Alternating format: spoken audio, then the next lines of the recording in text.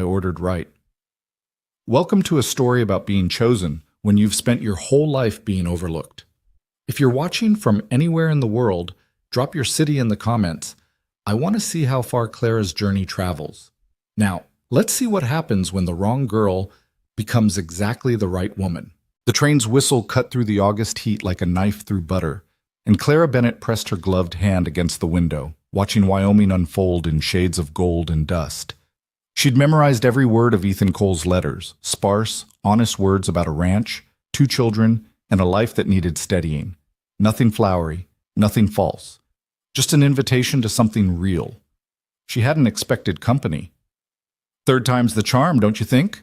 Vivian Moore's voice carried the kind of confidence Clara had never possessed, bright and certain as summer light.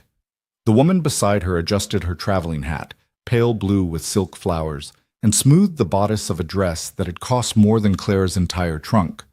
I do hope Mr. Blackwood is as distinguished as his letters suggested. A cattle baron, imagine that. Clara's fingers tightened on her worn carpet bag. I thought this was a private arrangement. Oh, the agency books passage for several girls at once, Vivian said airily, studying her reflection in the window glass. More efficient that way, though between us. She leaned closer, voice dropping to a conspiratorial whisper. I suspect you and I aren't headed to the same ranch. You're far too... She gestured vaguely, kindly, the way people did when they meant well but couldn't hide the truth. Plain. That's what she meant. Plain and past 25 and wearing a gray dress that had been mended twice. Of course, Clara murmured. The words tasted like every moment of her life, small, apologetic, taking up as little space as possible. The train lurched, slowing.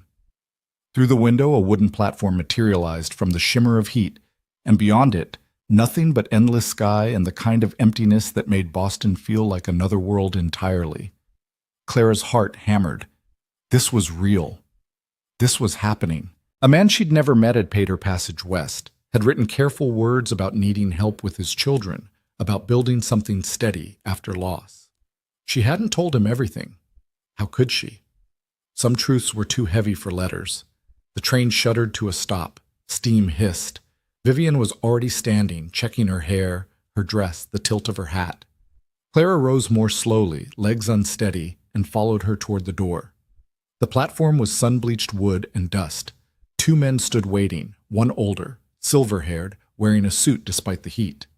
The other stood apart, younger, lean and weathered in work clothes and a wide-brimmed hat pulled low. Clara's breath caught. That had to be Ethan Cole. He looked exactly like his words, solid, quiet, unadorned. Vivian descended first, a vision of confidence and curves and calculated beauty. Clara came after, feeling every thread of her plain dress, every year of her plain face. Mr. Blackwood! Vivian's voice rang out like a bell. What a pleasure to finally... Miss Moore? The silver-haired man stepped forward, his smile practiced and smooth. I'm Frederick Blackwood. Welcome to Wyoming. Vivian's face lit up.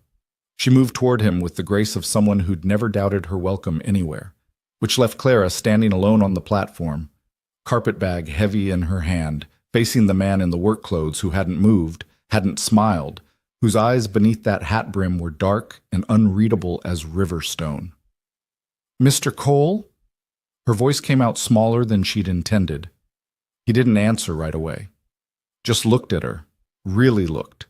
The kind of looking that felt like being seen straight through. Clara's stomach twisted. This was it. This was the moment he'd realized the agency had made a mistake, had sent the wrong woman, had somehow confused orders or lost paperwork, or, "You're Clara Bennett." Not a question, a statement, flat and sure. I am. She forced herself to meet his eyes. But I think, Mr. Cole, I think there's been some confusion. The agency, they didn't tell me there would be others, and Miss Moore she's not you. No, what? Ethan Cole pushed his hat back, and Clara saw his face clearly for the first time. Strong-boned, sun-carved, with lines around his eyes that spoke of squinting at horizons and grief worn into the skin.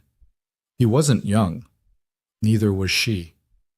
But there was something in his expression, something that looked almost like relief. The agency sent 2 women, he said, voice low and rough as gravel. One I asked for, one I didn't. His gaze flicked toward Vivian, then back to Clara. You wrote about your mother's garden, about teaching children their letters, about how a house is just walls until someone makes it a home. Clara's throat closed. She had written that. Late at night, by candlelight, pouring herself onto paper because it was easier than speaking, because words could be true when your voice failed you. I asked for someone steady, Ethan continued, someone who understood work and worry and making do, someone who'd teach my children kindness, not vanity. His jaw tightened.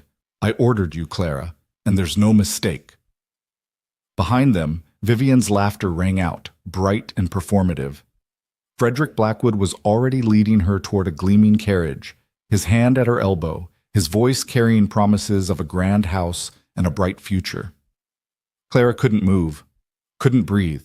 She'd spent 27 years being the wrong choice, the daughter who couldn't save her mother, the woman who'd made one terrible mistake and spent forever paying for it, the charity case Boston wanted to forget. And here was a stranger saying he'd chosen her on purpose. I don't understand, she whispered. Ethan picked up her carpet bag as if it weighed nothing. Don't need to. Not yet. He nodded toward a wagon at the far end of the platform. Plain, practical, built for work, not show. Come on, it's a 2-hour ride to the ranch. We can talk on the way. He started walking. Clara stood frozen, watching him go. This man who'd looked at her and seen something worth choosing. Every instinct screamed at her to run, to get back on that train, to return to Boston where at least she understood her place in the world. But Boston had nothing for her. No family, no future, no forgiveness for the kind of sin that stained a woman forever. Just cold rooms and colder shoulders and the slow suffocation of being alive but not living. Ethan reached the wagon and set her bag in the back, turned, waited. Clara's feet moved before her mind caught up. She crossed the platform, dust rising with each step, and when Ethan offered his hand to help her up, she took it. His palm was calloused, warm, steady. Thank you, she said quietly. He nodded once and climbed up beside her. The wagon lurched into motion, and Wyoming opened before them, vast and empty and terrifying in its possibility. They rode in silence for a long stretch, the only sounds the creak of wheels and the steady clip of hooves. Clara kept her hands folded in her lap, watching the landscape roll past. Grassland and scrub brush and the mountains rising purple in the distance. So much space, so much sky. After Boston's narrow streets and narrower minds, it felt like breathing for the first time. My daughter's name is Lily, Ethan said eventually, not looking at her. She's 6, smart as a whip, scared of her own shadow since her mama died. His hands tightened on the reins. My son's Thomas, 8, angry at the world and everyone in it. Clara's chest ached. She knew that anger, had worn it herself once before she learned that anger in a woman was just another sin. How long has it been, she asked, since you lost your wife? 2 years? The words were flat, factual. She was good, kind, strong. She died bringing our third into the world, and the baby went with her. He swallowed hard. Thomas barely speaks anymore. Lily cries if I leave her sight, and He stopped, started again. I'm drowning. Can't run the ranch, can't be what they need. Can't be both parents and both judge. Myself a failure at it. The honesty of it struck Clara like a physical blow. No pretense, no pride. Just the raw truth of a man at the end of his rope. I'm not her, Clara said quietly. Your wife. I can't replace... Don't want you to. Ethan's voice was firm. Sarah's gone. Can't change that, can't bring her back. But those children need someone who'll stay, who'll show up every morning and not run when things get hard. Finally, he looked at her. You strike me as the staying type. Clara's hands trembled in her lap. If he only knew. If he had any idea of the one time she hadn't stayed, the one time she'd been too weak, too powerless, too broken to fight. I'll do my best, she whispered. It was all she could promise, all she had left to give. Low descent, a sprawling property of weathered buildings and sturdy fences, cattle dotting the grassland like scattered seeds. The house itself was large but plain, 2 stories of unpainted wood that had gone gray with age and weather. Practical. Built to last. Ethan pulled the wagon to a stop in front of the porch. Before Clara could climb down, the front door banged open and a small figure shot out, a girl in a faded dress, dark braids flying, her face equal parts hope and terror. "Papa!" Lily stopped short when she saw Clara, her eyes going wide. "It's all right, sweetheart."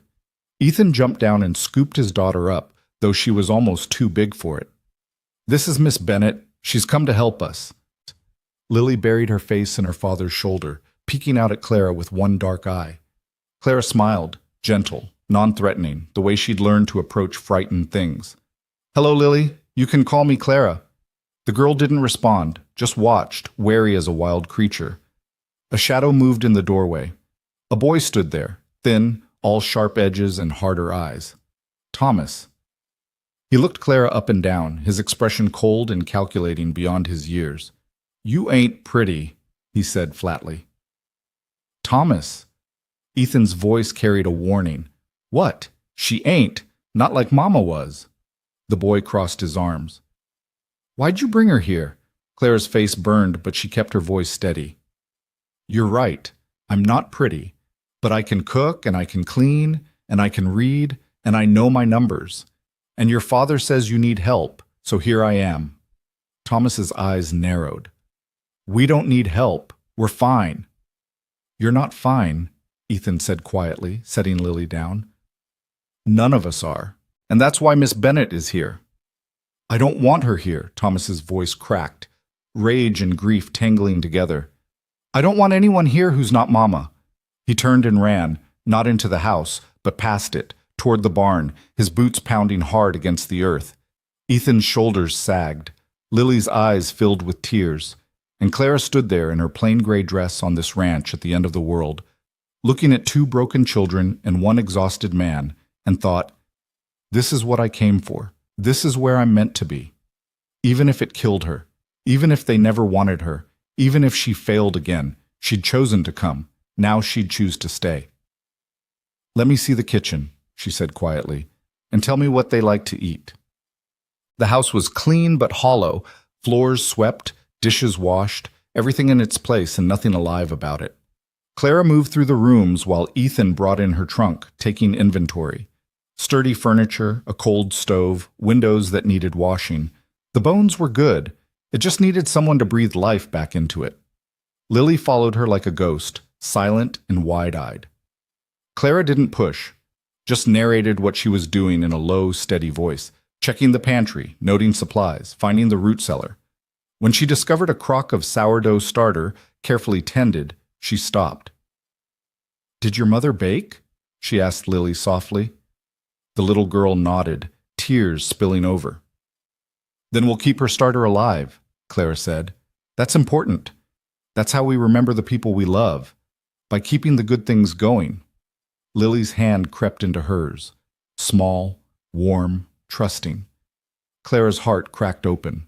By the time Ethan came back inside, Clara had a fire going in the stove and was peeling potatoes. Lily sat at the table watching her with solemn attention. "She usually hides upstairs until supper," Ethan said quietly. "She's helping me," Clara replied, not looking up. "Aren't you, Lily?" The girl nodded, almost smiling. Ethan stood there a moment longer, something shifting in his expression. Then he turned and went back outside, leaving them to their work. Thomas didn't come in for supper. Ethan went to fetch him twice, and twice came back alone, his face grim. Finally, Clara ladled stew into a bowl and wrapped fresh bread in a cloth. "I'll take it to him," she said. "He won't eat it," Ethan warned. "Maybe not, but I'll take it anyway." The barn was dim and warm, smelling of hay and horses and work. Clara found Thomas in the loft, curled up in the straw, his face turned toward the wall. "I brought you supper," she said, setting the bowl and bread on a crate. "You don't have to eat it, but it's here if you want it." She started to leave. "Why'd you come?" Thomas's voice was muffled, thick. Clara stopped, turned back. The boy still wasn't looking at her, but his shoulders were shaking. Because your father asked me to, she said honestly. Because I didn't have anywhere else to go. Because sometimes people need each other, even when they don't want to. I don't need you. I know. Clara sat down on the crate, careful not to crowd him. But maybe I need you. Did you think of that? Thomas rolled over then, his eyes red and fierce. What's that supposed to mean? It means I've spent a long time being nobody's first choice, Clara said quietly. Being the one people overlook or pity or forget. And then your father wrote to me and said he needed someone steady, someone who'd stay. Nobody's ever needed me before, Thomas. Not like that. Not for something that matters. She met his angry gaze steadily. So maybe you don't need me. But I need to be here. I need to try. The boy stared at her. For a long moment, Clara thought he'd throw something, or curse, or tell her to leave. Instead, his face crumpled. I miss my mama, he choked out. I miss her every day, and it don't get better. And Papa's trying so hard, but he can't be her, and I can't. Clara moved without thinking, pulling the boy into her arms. He fought for a second, then collapsed against her, sobbing like the child he was beneath all that armor. She held him and rocked him and said nothing, because there were no words for this kind of grief. There was only presence, only staying. When the storm finally passed, Thomas pulled back, wiping his face roughly. He looked at the bowl of stew, then at Clara. It's probably cold now, he muttered. Probably, Clara agreed, but it'll still fill your belly. He picked up the bowl, started eating, didn't say thank you. He didn't need to. Clara walked back to the house through the purple dusk, and when she came through the door, Ethan looked up from where he sat with Lily in his lap. Their eyes met across the lamplit room. He's eating, Clara said simply. Something in Ethan's face eased. He nodded once, and Clara saw it. The first thread of trust, thin as spider silk, but there. She'd made a beginning. It would have to be enough. That night, Clara lay in the small room off the kitchen that had been prepared for her, staring at the ceiling. The bed was narrow, but clean. The quilt hand-stitched in a pattern she didn't recognize. Through the walls, she could hear the house settling, and farther off, the sound of cattle lowing in the darkness. She thought of Boston, of the narrow room she'd rented, the factory work that had broken her hands, the church ladies who'd looked through her like glass, of the shame that had followed her like a shadow ever since that terrible year when she'd been 17 and stupid and trusting and... No, she couldn't think of that. Couldn't let herself remember the weight in her arms, the face she'd glimpsed for only a moment before they took him away. The son she'd never held again. The choice that hadn't been a choice at all. Ethan didn't know. He'd chosen her thinking she was just plain and practical and steady.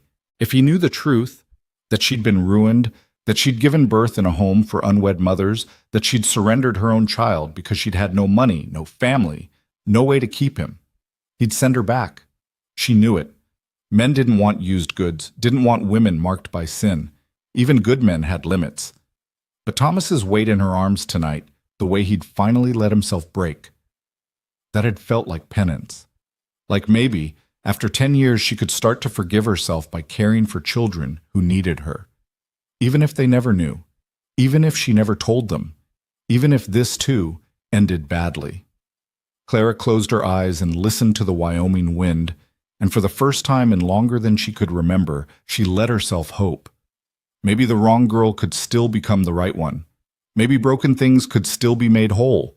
Maybe staying was the only redemption she'd ever need. Outside, the stars wheeled across an endless sky, and the ranch slept, unaware that everything was about to change. The first week passed in a rhythm of small victories and smaller defeats. Clara learned the shape of the household, how Ethan rose before dawn and came in after dark smelling of leather and honest sweat.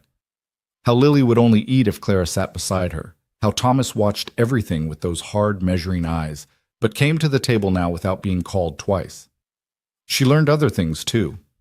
The way Ethan's jaw tightened when he looked at his children and saw his failures instead of their resilience. The nightmare that woke Lily every third night, sending her running to Clara's room instead of her father's. The way Thomas's anger was really fear, and his cruelty was really a test. Will you leave too? Will you prove me right? Clara didn't leave. She got up before dawn and made to strip paint. She baked bread with Lily's small hands helping, teaching her the way her own mother had taught her, with patience and flour everywhere and the understanding that perfection mattered less than presence.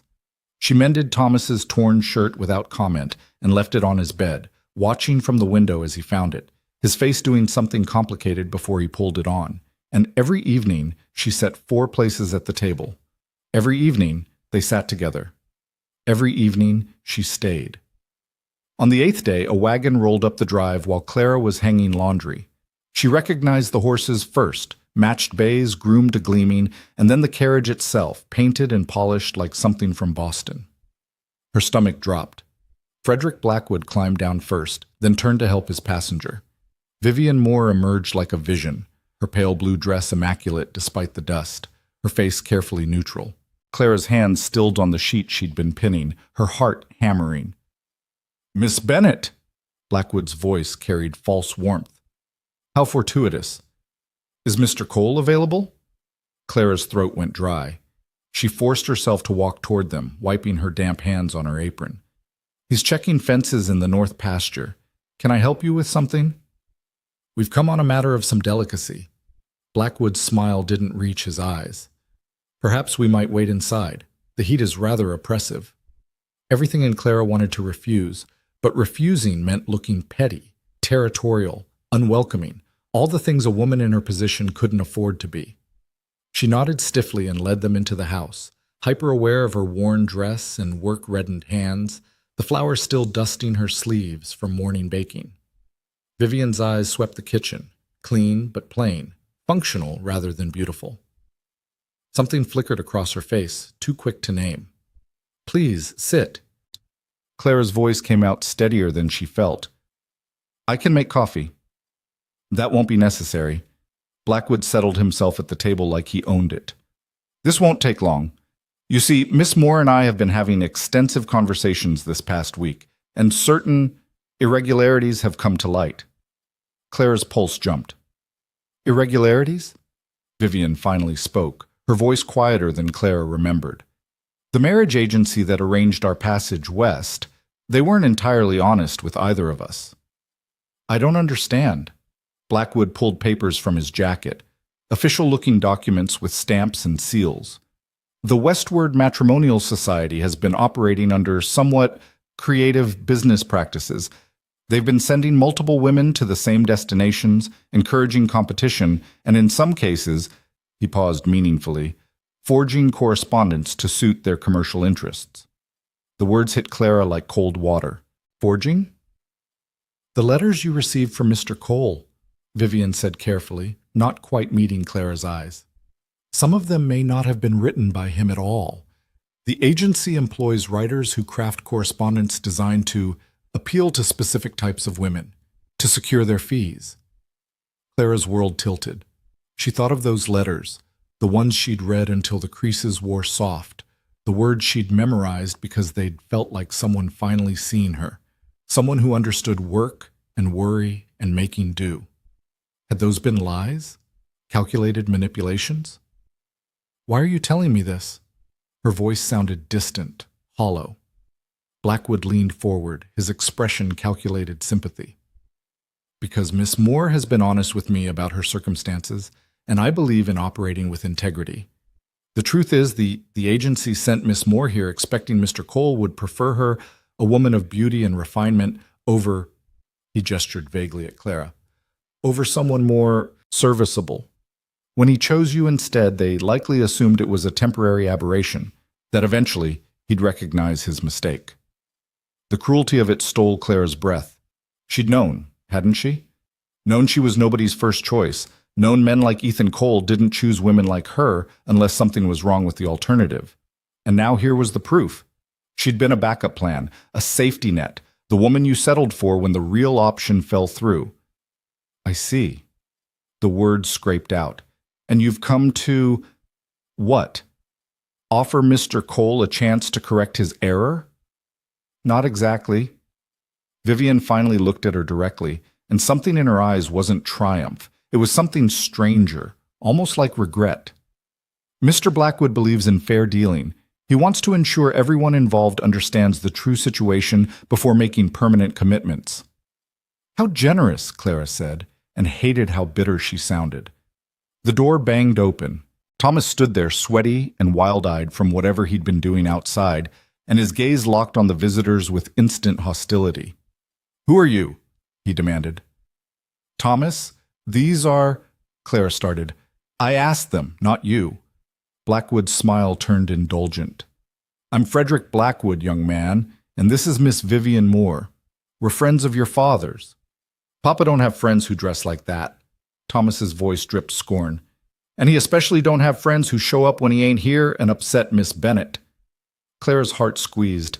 The boy barely tolerated her, fought her on everything, and yet here he was, defending her with all the fierce loyalty of his 8-year-old heart.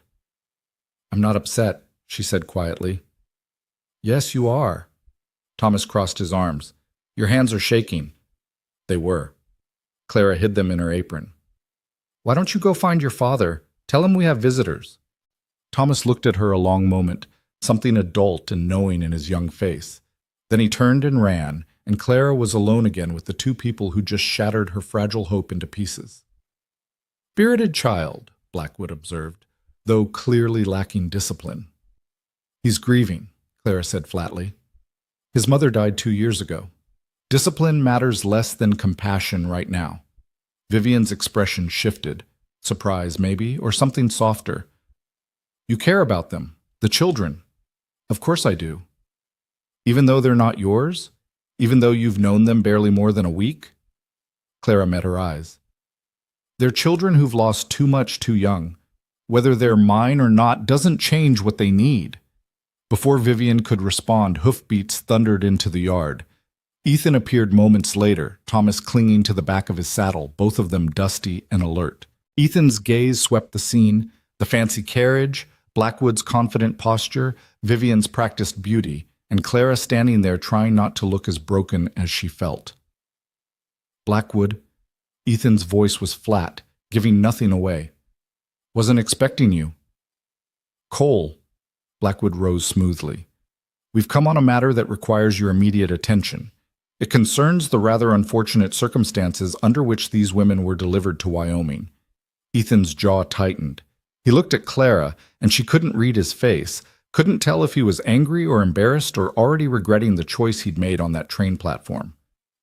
"Thomas, go find your sister," Ethan said quietly. "Take her upstairs." "But Papa!" "Now!" Thomas went, but not before shooting one last poisonous look at Blackwood.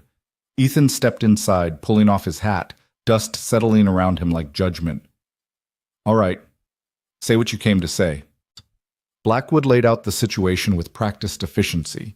The agency's deceptions, the forged letters, the deliberate manipulation designed to maximize profit regardless of human cost. He spoke of integrity and honesty and ensuring everyone understood the truth before binding commitments were made.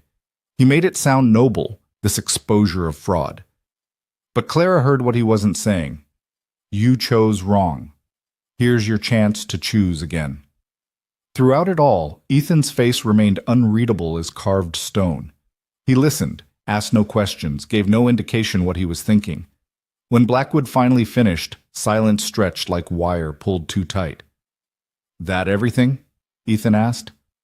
"Not quite." Blackwood glanced at Vivian. "Miss Moore has been frank with me about her own situation.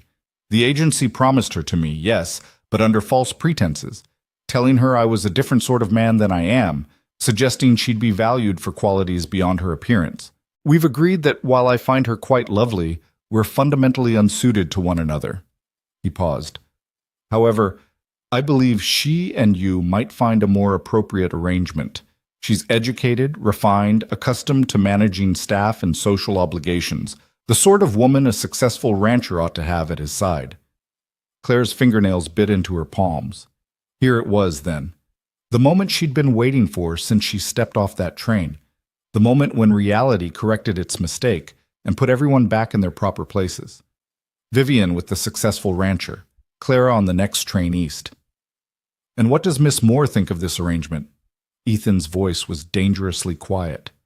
Vivian stood, her composure finally cracking. I think Mr. Blackwood means well, but he's an idiot. She turned fully. Yes, the agency lied. Yes, they forged letters and manipulated us all. But I've watched you this past week, Mr. Cole. I've seen how you look at your children, how hard you're trying to hold everything together. I've seen, she glanced at Clara, how she fits here in a way I never would. I don't want to be anyone's second choice, and I don't want to destroy something that's actually working just because some bureaucrat thinks beauty trumps character. Blackwood's face darkened. Vivian, you discussed. Her voice turned sharp. I listened. There's a difference. She looked at Clara then, really looked, and what Clara saw in her face wasn't pity or contempt. It was recognition. One unwanted woman seeing another. The agency lied to both of us, Miss Bennett. They told me Mr. Cole was a wealthy landowner looking for a wife to display, to prove his status. They told you he was a simple rancher who needed help with children. Both were manipulations designed to get us on that train and their money in their pockets. She drew a breath. But here's what matters. What did Mr. Cole actually write? What did he actually ask for? Ethan moved then, crossing to a small desk in the corner. He pulled out a sheaf of papers, rough drafts, crossed out and rewritten, showing the labor of a man unused to putting feelings into words. He handed them to Clara without speaking. Her hands trembled as she unfolded the first one. The handwriting was the same as the letters she'd received, but rougher, more uncertain. I need someone who understands that life is work, and work is life. And the only thing that matters is showing up every day even when it's hard, especially when it's hard. Another page. My children have been hurt enough. I won't bring someone into their lives who sees them as obligations or inconveniences. They need someone who'll see them as people worth knowing, worth fighting for, even when they push back, especially when they push back. A third, with whole sections crossed out and rewritten. I'm not looking for beauty or refinement or someone to impress the neighbors. I'm looking for steady, for real, for someone who'll stay when staying is the hardest thing there is. Clara's vision blurred. These words, these exact words, had been in the letters she'd received, not forged, not manufactured. His. The agency added their own flourishes to make my letters more appealing, Ethan said quietly. Prettied them up, made me sound more educated than I am, but the core, what I was actually asking for, that was all mine. He looked at Clara, his dark eyes steady. I asked for you. Maybe not by name, but by nature. I asked for exactly what you are. But you didn't know, Clara whispered. You didn't know what I... She stopped, the words catching in her throat. What I've done, what I've been, the ways I'm broken and wrong and ruined. I know you get up before dawn and make coffee strong enough to wake the dead, Ethan said. I know you mended Thomas's shirt and left it without demanding gratitude. I know Lily sleeps through the night now because you sit with her when the nightmares come. I know you look at my children and see people, not burdens. His voice roughened. That's what I need to know. The rest, whatever you think disqualifies you, matters a hell of a lot less than what you do every single day. Blackwood made an impatient sound. Cole, be reasonable. Miss Moore is objectively the superior choice. Educated, refined, beautiful, and unhappy here, Vivian interrupted. Mr. Cole, I won't lie. You're a good man, and in different circumstances, I'd count myself lucky. But I don't want to be on a ranch in the middle of nowhere raising children who aren't mine and pretending I'm content. She lifted her chin. I want to go to California. I want to teach school or work in a dress shop or do something that's mine, chosen by me, not assigned by an agency that sees women as inventory. Then go, Ethan said simply. I'll pay your passage. You deserve that much after being dragged into this mess. Vivian's eyes widened. You'd do that? Even though you're beautiful and educated and all the things Blackwood thinks I should want? Ethan's voice carried an edge. Yes, because women aren't merchandise, and I won't treat you like you are just because some agency decided to play games with people's lives. Something shifted in the room. Blackwood sputtered, starting to argue about investments and agreements and propriety.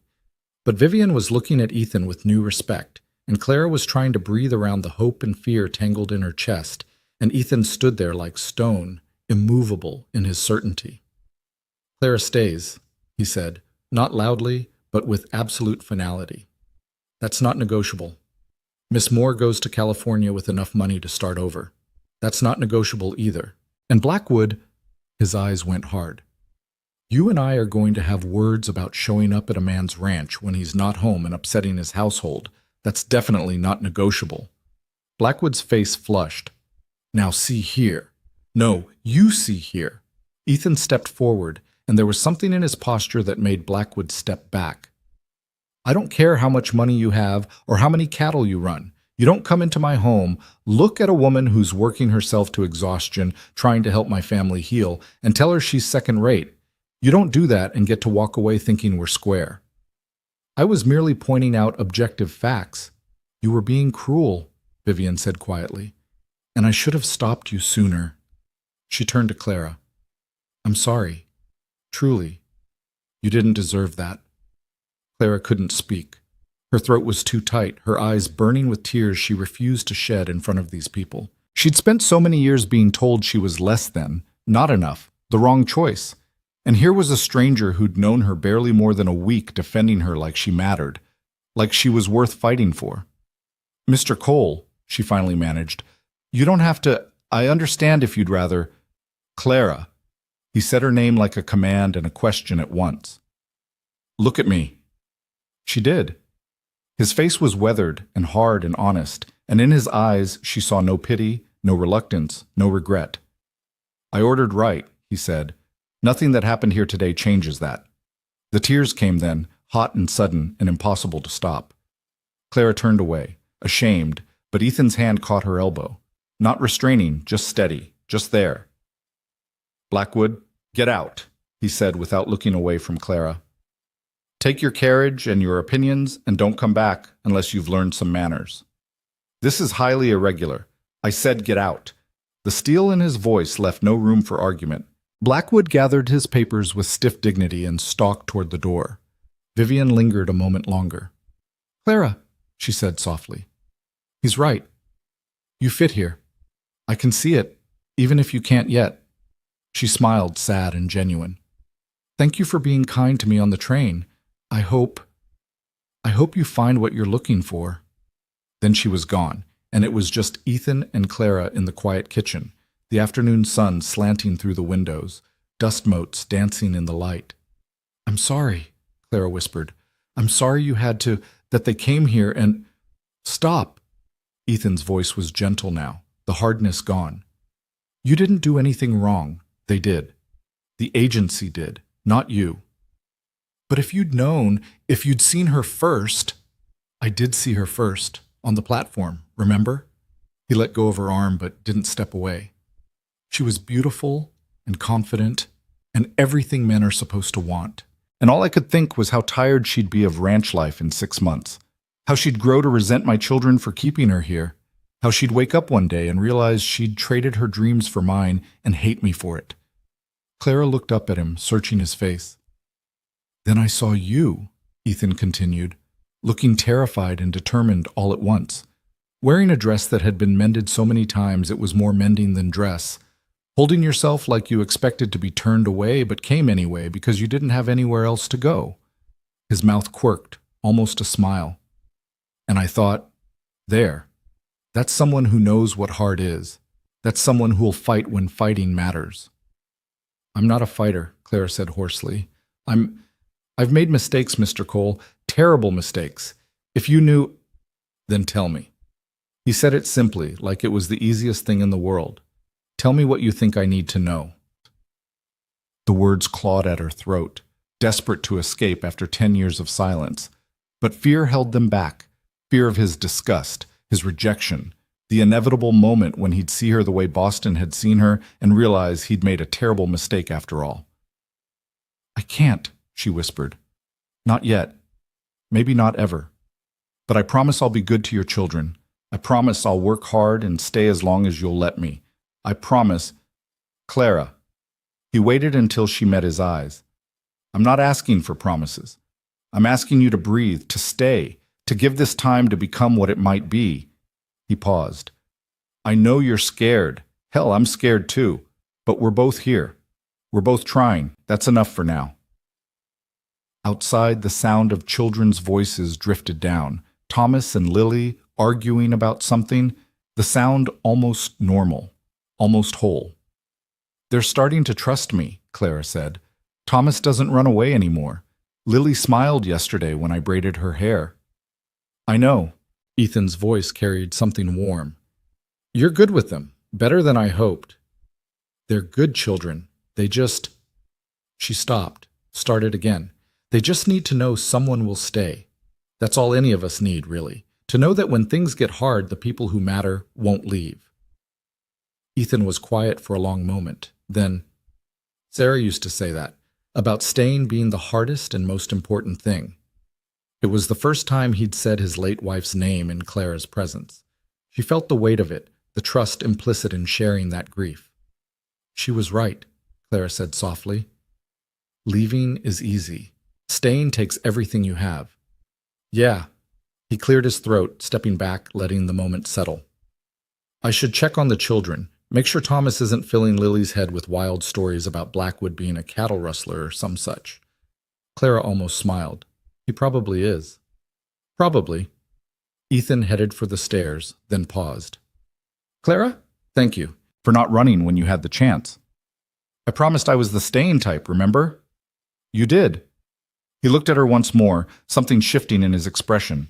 Gratitude, maybe, or the first fragile threads of something deeper.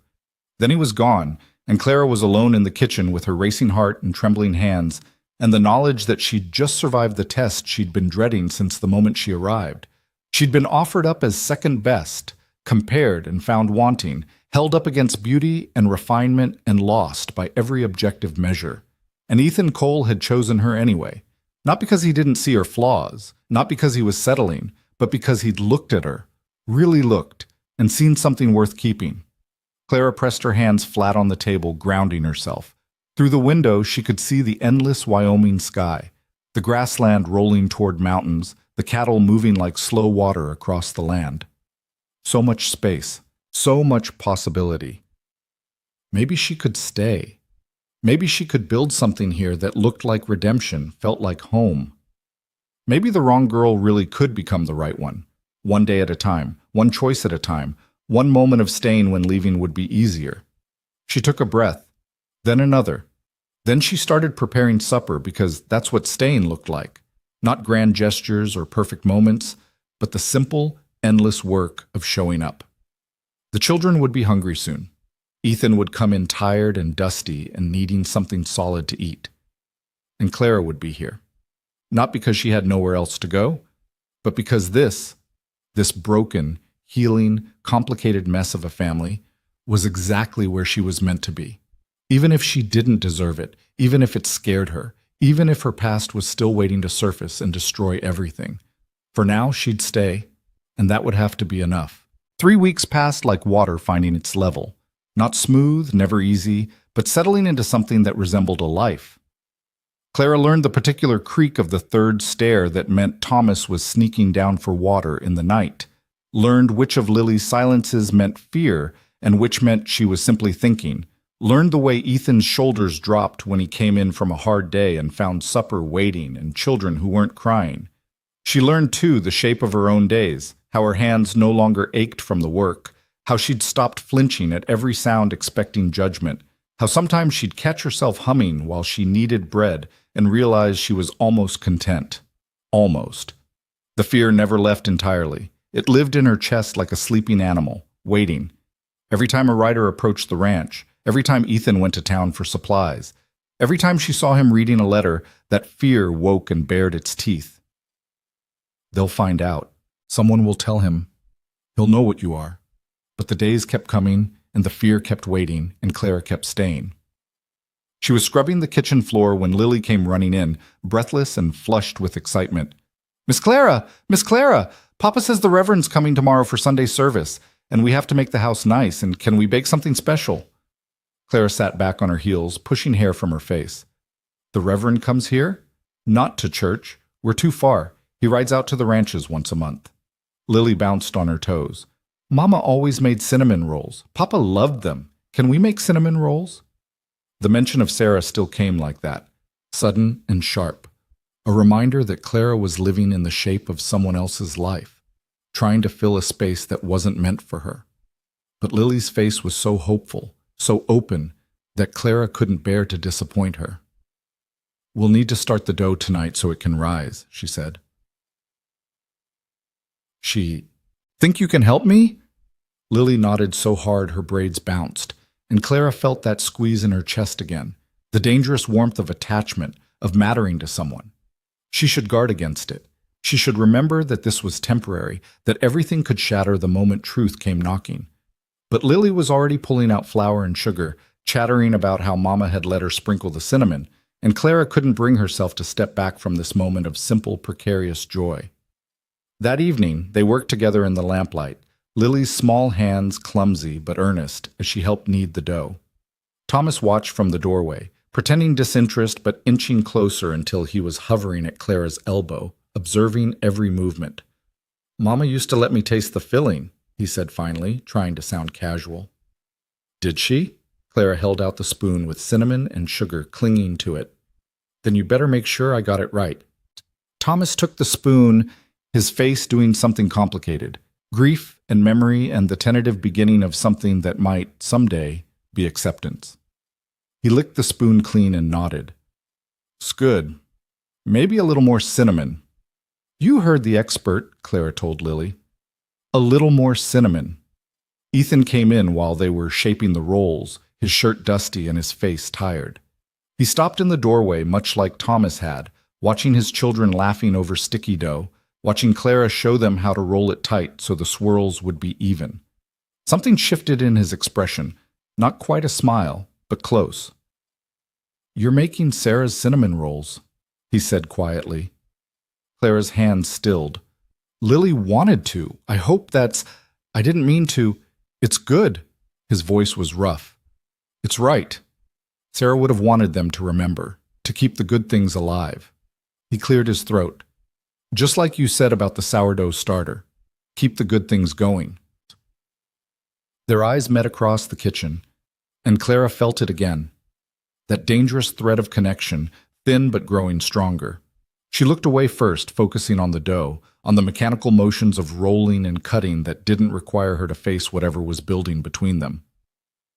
The next morning, Clara woke before dawn to get the rolls in the oven. The house was still dark, silent except for the usual creaks and the sound of wind against the walls. She moved quietly, building up the fire, sliding the pan into the oven, setting coffee to boil. The familiar rhythm settled her nerves. She could do this. She could manage a simple Sunday service. She could smile and nod and be unremarkable enough that no one would look too closely. She was pouring her first cup of coffee when Ethan's door opened. He emerged fully dressed, his hair damp from washing, and something about seeing him in his good shirt, the one without patches, the one he saved for town, made Clara suddenly aware of her own appearance. Her oldest dress, her hair hastily pinned, flour probably still dusting her sleeves from last night. "Coffee's ready," she said, keeping her voice level. "Rolls should be done in about 20 minutes. Ethan poured himself a cup and leaned against the counter, studying her. "You're nervous." It wasn't a question. Clara wrapped her hands around her own cup, using the heat to ground herself. "I don't know what to expect. The Reverend, will he ask questions? About me?" "Probably." Ethan took a long swallow of coffee. "Reverend Matthews is a good man, but he's also the biggest gossip in 3 counties. Anything you tell him will be all over Wyoming territory by next Sunday." Clara's stomach dropped. "Then what should I say?" "The truth, I figure. You came west answering an advertisement. You're helping with the children and the household. He paused, seeming to choose his words carefully. "We're figuring things out as we go." "And if he asks about marriage? About whether we're—" She couldn't finish the sentence. "He'll ask." Ethan set his cup down. "And I'll tell him we're taking things slow, making sure it's right for the children. That's honest enough without being anybody's business but ours." The rolls came out perfect, golden and fragrant, oozing cinnamon and sugar. Lily clapped her hands, and Thomas actually smiled, and when they all sat down to eat one before the Reverend arrived, Clara felt something almost like peace. It lasted exactly as long as it took for the sound of hoofbeats to echo across the yard. Reverend Matthews was a thin man with kind eyes and a voice that carried more authority than his slight frame suggested. He swept in like he owned the place, greeting Ethan warmly, exclaiming over how big the children had grown, and then turning his full attention to Clara. "And you must be Miss Bennet," he said, taking her hand with both of his. "Ethan's letter mentioned you'd arrived. What a blessing for these children to have a woman's care again." Clara murmured something appropriate, trying not to notice how thoroughly he was examining her, cataloging every detail to share later over coffee and speculation. They gathered in the front room, the best furniture dusted and arranged, Lily pressed against Clara's side and Thomas sitting stiff and formal beside his father. The Reverend led them through hymns and scripture, his voice filling the small space with practiced cadence. Clara mouthed the words, her mind elsewhere, waiting for the moment she knew was coming. It came after the final prayer, when the Reverend accepted coffee and a cinnamon roll and settled himself comfortably into interrogation. "So, Miss Bennet, Ethan tells me you're from Boston. That's quite a journey to undertake. What brought you all the way to Wyoming?" Clara had prepared for this. "I was working in a factory. The conditions were difficult, and I had no family remaining in Boston.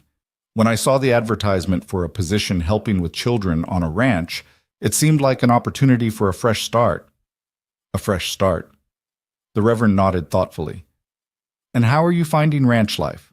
Quite different from Boston, I imagine." "Very different, but good different." Clara chose her words carefully. "The work is hard, but it's honest. And the children—" She glanced at Lily, who was watching her with solemn eyes. "They're wonderful." "Mama used to make cinnamon rolls too," Lily said suddenly. "Just like these. Miss Clara learned the recipe, and she lets us help." Something softened in the Reverend's face. "That's good, child. That's very good. Your mother would be glad to know her traditions are being honored." He turned back to Clara. "Sarah Cole was a remarkable woman. She had a gift for making people feel welcome, for seeing the best in everyone. It's a hard legacy to live up to." The words were kind, but Clara heard the warning underneath. "Don't think you can replace her. Don't presume too much." "I'm not trying to replace her," Clara said quietly. "I couldn't if I wanted to. I'm trying to help where help is needed." "And we're grateful for it," Ethan said firmly. "Clara's been a blessing to this household. The children are thriving, the house is running smoothly, and we're—" He paused and Clara felt his gaze on her. "We're finding our way together." The Reverend's eyebrows rose slightly. "Together? I see. And might we expect to hear wedding bells in the near future?" Clara's breath caught. This was it, the moment when everything would become official or fall apart entirely. She waited for Ethan to deflect, to sidestep, to keep things vague and undefined. Instead, he said, "That's our intention, yes. We're taking time to make sure it's right for everyone involved, especially the children. But Clara's not going anywhere." The Reverend smiled. "Well then, congratulations are in order." He raised his coffee cup in a small toast. "Though I'll admit, Ethan, you might have mentioned this in your letter. Quite the surprise." "Didn't want it spread around until we were sure," Ethan said evenly. "Some things are private." Of course. But the Reverend's eyes gleamed with the satisfaction of someone who'd just acquired valuable information. "Still, the community will want to celebrate, perhaps a small gathering after the ceremony, nothing elaborate, just—" "No." Ethan's voice was flat. "When we marry, it'll be quiet, family only, no spectacle." The Reverend's smile faltered. "Well, that's certainly your prerogative, though people will talk—" "Let them." Ethan stood, effectively ending the conversation. "Thank you for the service, Reverend. Always appreciate you making the ride out here." It was a dismissal, polite but firm. The Reverend gathered his things with slightly ruffled dignity, made his farewells, and rode off with enough gossip to fuel a month of Sunday dinners. The moment he was out of sight, Clara turned to Ethan. "You told him we're getting married." "I did." "But we never discussed. You never asked." "Would you have said yes?" Ethan's eyes were steady on hers. "If I'd asked proper, with pretty words and romance, would you have agreed?" Clara's mouth went dry. "I don't know. Maybe. Probably. But that's not— You can't just announce—" "I can, and I did." He crossed his arms. Clara, we both know what this is. You need security, I need help, and the children need stability. Marriage makes sense for all those reasons, but more than that, he stopped, seemed to reconsider his words. You fit here, with us.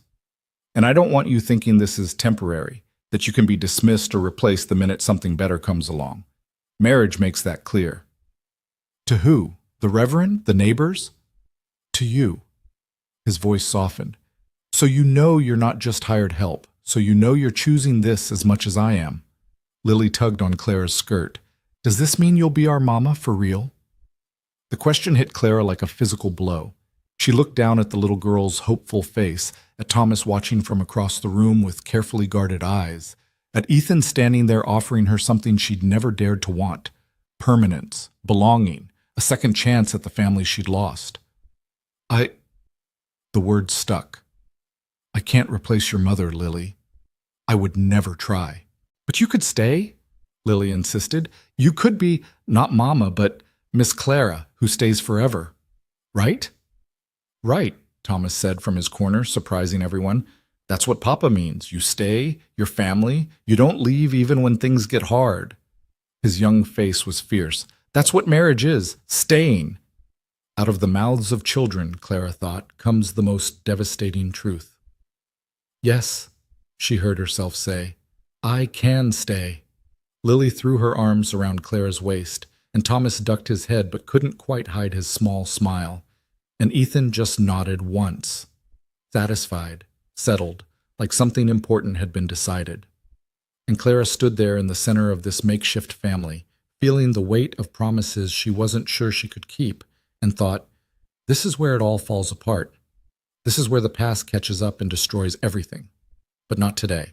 Today, she had children who wanted her to stay, and a man who'd just offered her his name, and cinnamon rolls cooling on the counter. Today, she would hold on to this moment and let tomorrow's destruction wait its turn. The week that followed felt like holding her breath underwater. Everything suspended, waiting, the pressure building. Ethan didn't mention marriage again, but it hung between them like weather before a storm. Clara went about her work with mechanical precision, trying not to think about wedding vows and permanent commitments and all the reasons she didn't deserve either. On Thursday, the post came. The ranch hand who rode to town weekly brought back a small bundle of letters and newspapers, dropping them on the kitchen table while Clara was churning butter. She barely glanced at them, ranch business, mostly, bills and correspondence about cattle prices. But one envelope caught her eye. Heavy paper, formal script, addressed to Ethan Cole. And in the corner, a return address that made her blood turn to ice. The Westward Matrimonial Society, Boston, Massachusetts. Her hands stilled on the butter churn. They'd written to Ethan, the agency that had arranged her passage, that knew her history, that had files on every desperate woman who'd ever walked through their doors. They'd written to him. Clara's mind raced. What had they said? What had they revealed? Did they routinely inform prospective husbands about the women they sent, providing full histories like livestock papers? Or was this something else? A bill? A confirmation? Routine business correspondence? She should leave it alone. It was Ethan's mail, his business, not hers to interfere with. But if they'd told him, if they'd written about her past... Clara's hands were shaking as she picked up the envelope. It was sealed, unread. She could steam it open, read it, know what was coming before Ethan did. She could prepare, plan, figure out what to say. Or she could run, right now. Pack her trunk and be gone before he came in from the range, before he read whatever poison that letter contained. What are you doing? Clara spun around, the envelope still in her hand. Thomas stood in the doorway, his eyes sharp and knowing. I was just... She stopped. Lying to this boy felt impossible. I was being foolish. Thomas came closer, studying the envelope. That's Papa's mail. I know. You gonna read it? No. Clara set it back on the table carefully, like it might explode. No, I'm not. But you wanted to. It wasn't an accusation, just observation. Thomas tilted his head. Why? Because I'm terrified, Clara wanted to say. Because that letter might contain the truth about who I really am, and the truth will destroy everything. Because I've spent 10 years running from my past, and I'm so tired of running, but I don't know how to stop. Because sometimes we're afraid of things before we even know what they are, she said instead, and fear makes us do foolish things. Thomas considered this. Lily's afraid of the dark, even though nothing bad's ever happened to her in the dark. I told her that's stupid, but Papa said fear don't have to make sense to be real. Your Papa's a wise man. He likes you. Thomas said it matter-of-factly, like commenting on the weather. He smiles more now. Not a lot, but some. And he don't drink as much coffee after supper, which means he's sleeping better. Clara's chest tightened. I'm glad. Me too. Thomas shoved his hands in his pockets. I don't want you to leave, Miss Clara, even if that letter says something bad. Even if... He stopped, struggling with words too big for 8 years old. Even if you're scared. Staying when you're scared is braver than staying when you're not.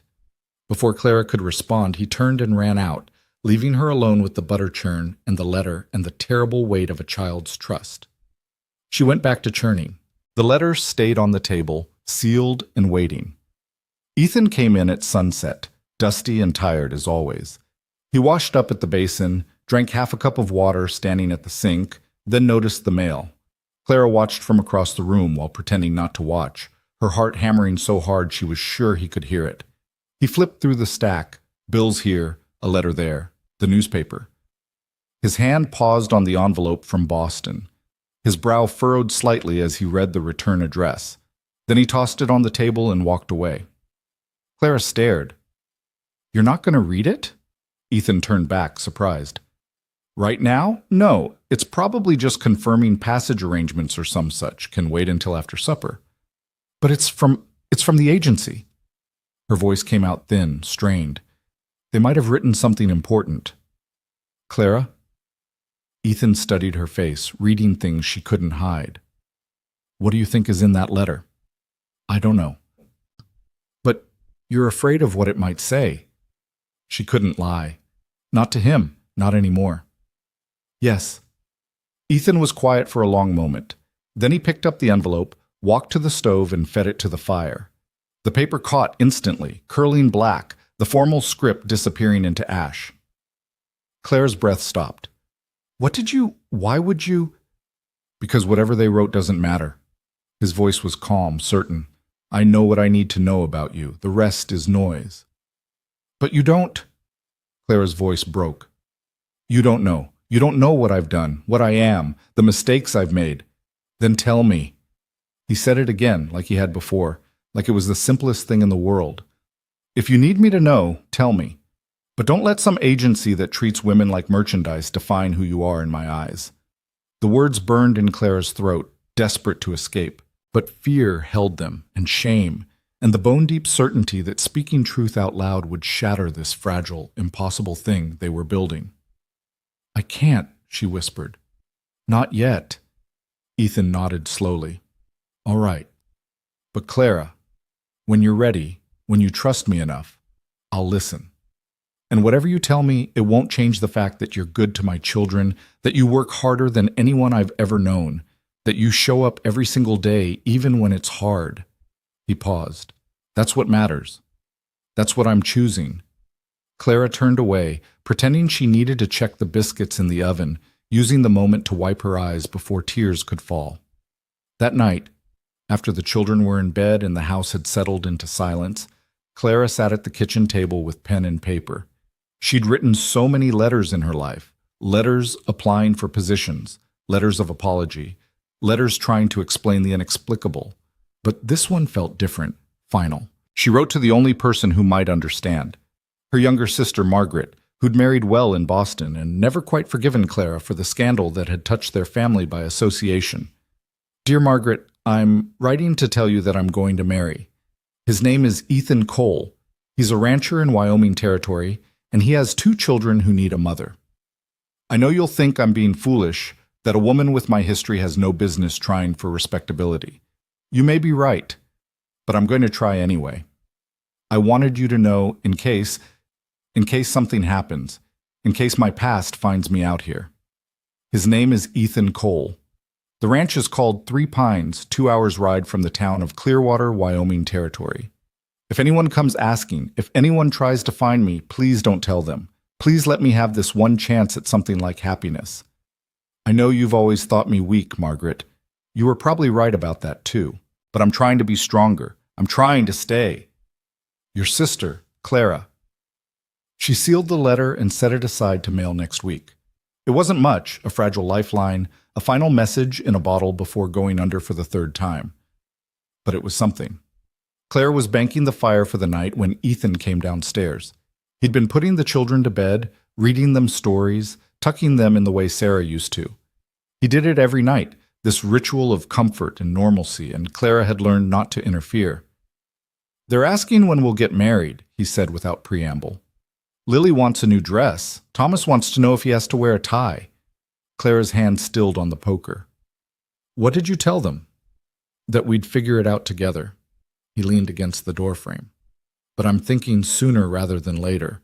Before winter sets in. Before the whole territory is talking about us living under one roof without vows. He paused. That bother you? Moving fast?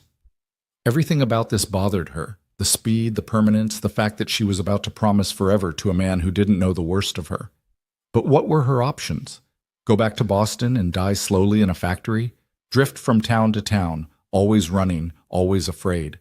Or stay here with these children who were starting to trust her, this man who looked at her like she was worth choosing, this life that felt almost like redemption? No, she said finally. It doesn't bother me. When? Next time Reverend Matthews comes through. 3 weeks. Ethan crossed the room, stopping close enough that she could smell dust and leather and honest work. Clara, I know this isn't what you dreamed of when you were a girl. No romance, no courtship, no pretty words. But I promise you this. I'll be faithful, I'll work hard, and I'll never raise a hand to you or make you regret staying. That enough? It was more than she'd ever hoped for, more than she deserved. Yes, Clara whispered, that's enough. He nodded once, satisfied, and turned to head back upstairs. At the doorway, he paused. For what it's worth, I think you're braver than you know. Coming all the way out here, staying when things got hard, being patient with children who aren't easy to love right now. His voice softened. Sarah would have liked you, I think. Would have appreciated how you honor her memory while making your own place here. Then he was gone, leaving Clara alone in the firelight with tears streaming down her face and 3 weeks to figure out how to deserve the life he was offering. 3 weeks to decide if she'd tell him the truth or carry her secrets into marriage like hidden rot that would eventually destroy them both. 3 weeks before she became Clara Cole and buried Clara Bennett forever. The old Clara, the ruined one, the girl who'd loved unwisely and paid for it with her son and her future and every piece of dignity she'd ever possessed. That Clara would die in 3 weeks. Had to die. Because Mrs. Cole couldn't have that history, couldn't carry that shame. Mrs. Cole would be clean and new and worthy of the children who called her name and the man who'd chosen her against all reason. Clara banked the fire completely and went to bed. But sleep was a long time coming, and when it finally came, she dreamed of a baby's cry she'd heard only once but would remember until the day she died. Tomorrow she would get up and make breakfast and pretend everything was fine. Tomorrow and tomorrow and tomorrow until the wedding came and the choice was made and there was no going back. She would stay. She would try. She would be good enough or die trying. That would have to be enough for all of them. The letter arrived on a Tuesday, 2 weeks before the wedding, carried by the same ranch hand who'd delivered the one Ethan had burned.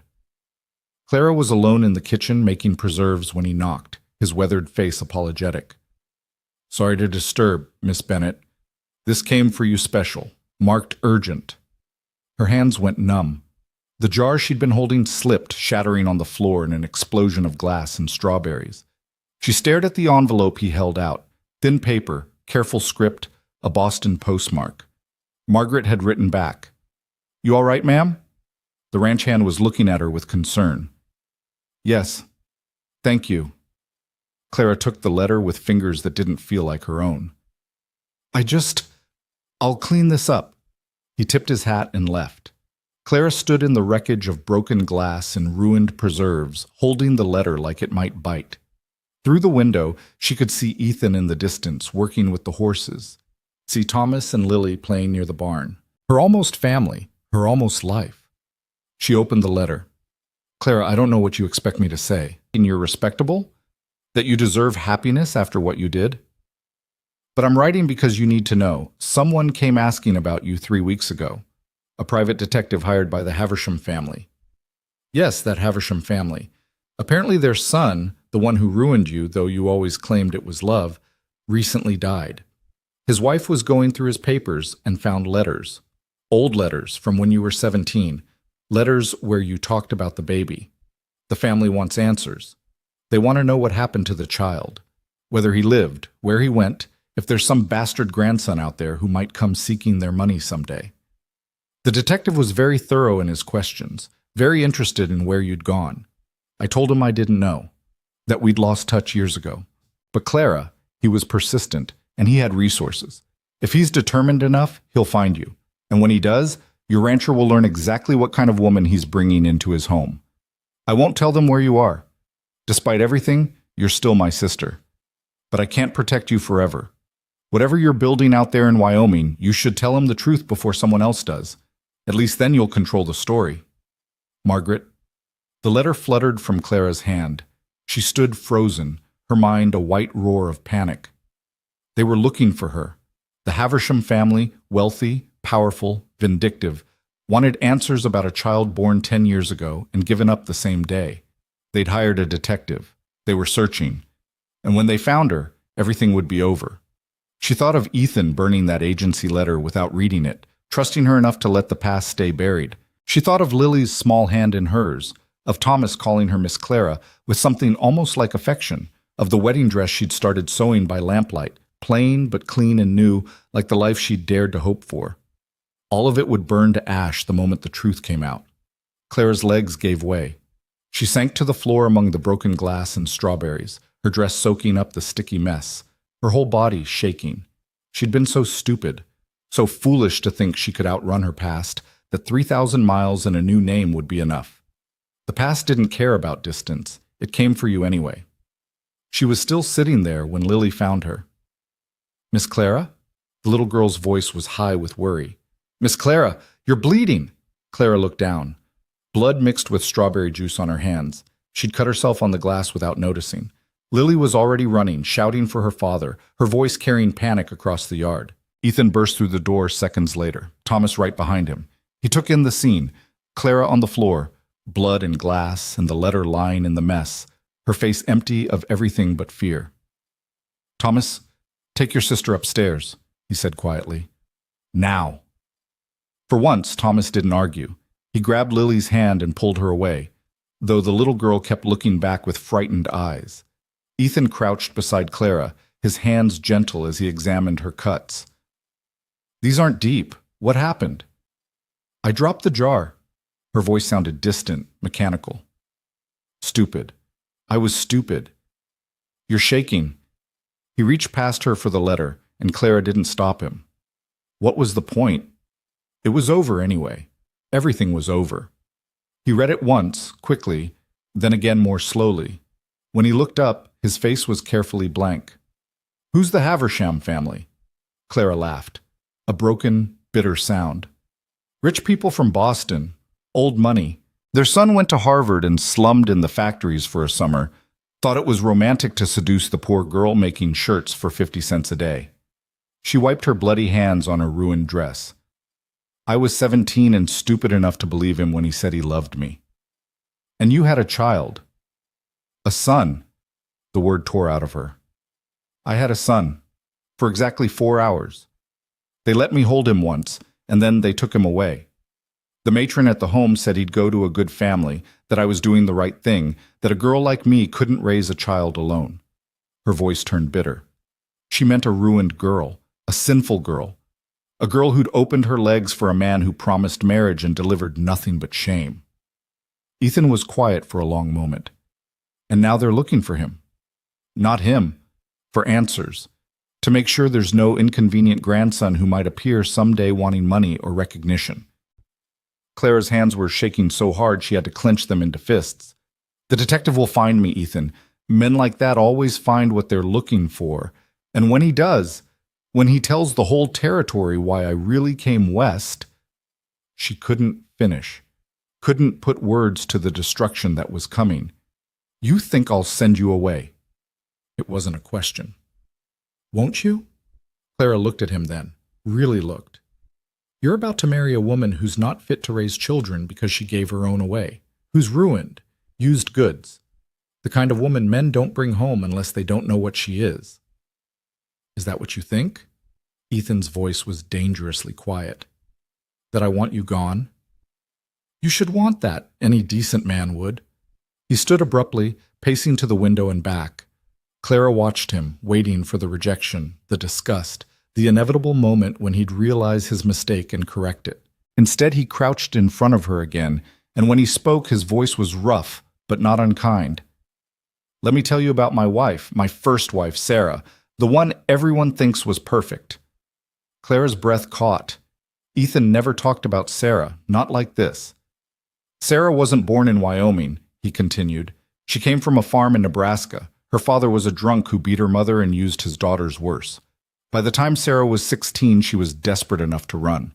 She made it to Omaha, worked in a saloon for 6 months doing things she never wanted to talk about, saved every penny she could, and finally bought passage to Wyoming to start over. He paused, his jaw tight. I met her in Clearwater. She was working as a seamstress, living in a tiny room above the shop, keeping to herself because she knew what people would say if they knew her history. I fell in love with her anyway, married her anyway.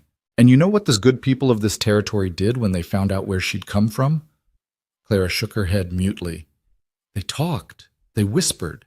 They called her names behind her back and sometimes to her face, said I was a fool for marrying a whore, said any children we had would be tainted, said she'd run off or cheat on me or go back to her old ways.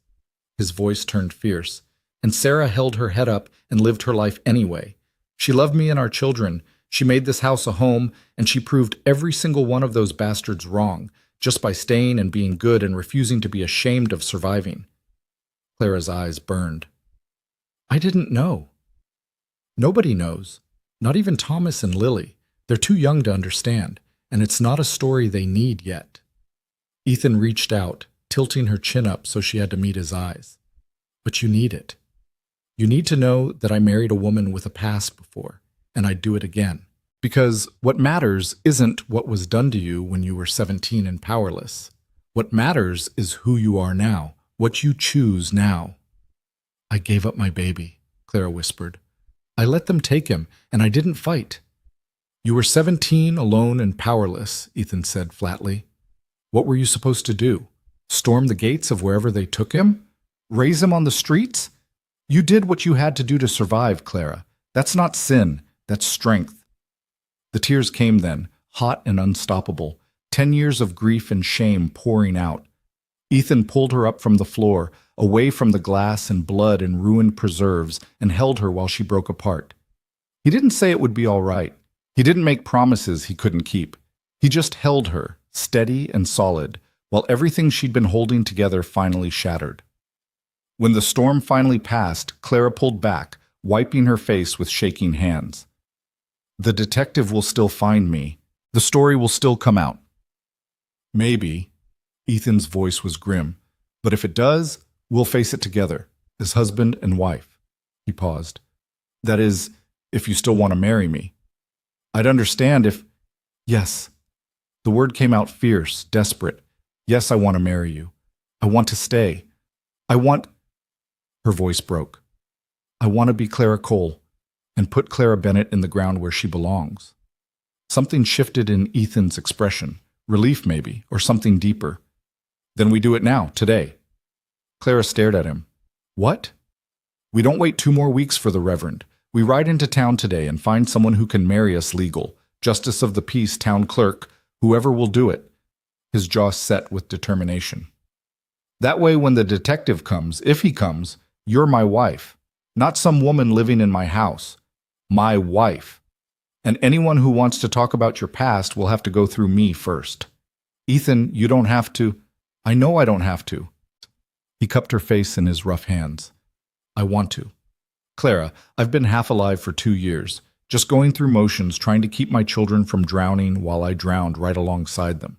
And then you came, and you stayed, and you fought for us even when we gave you nothing but hard in return.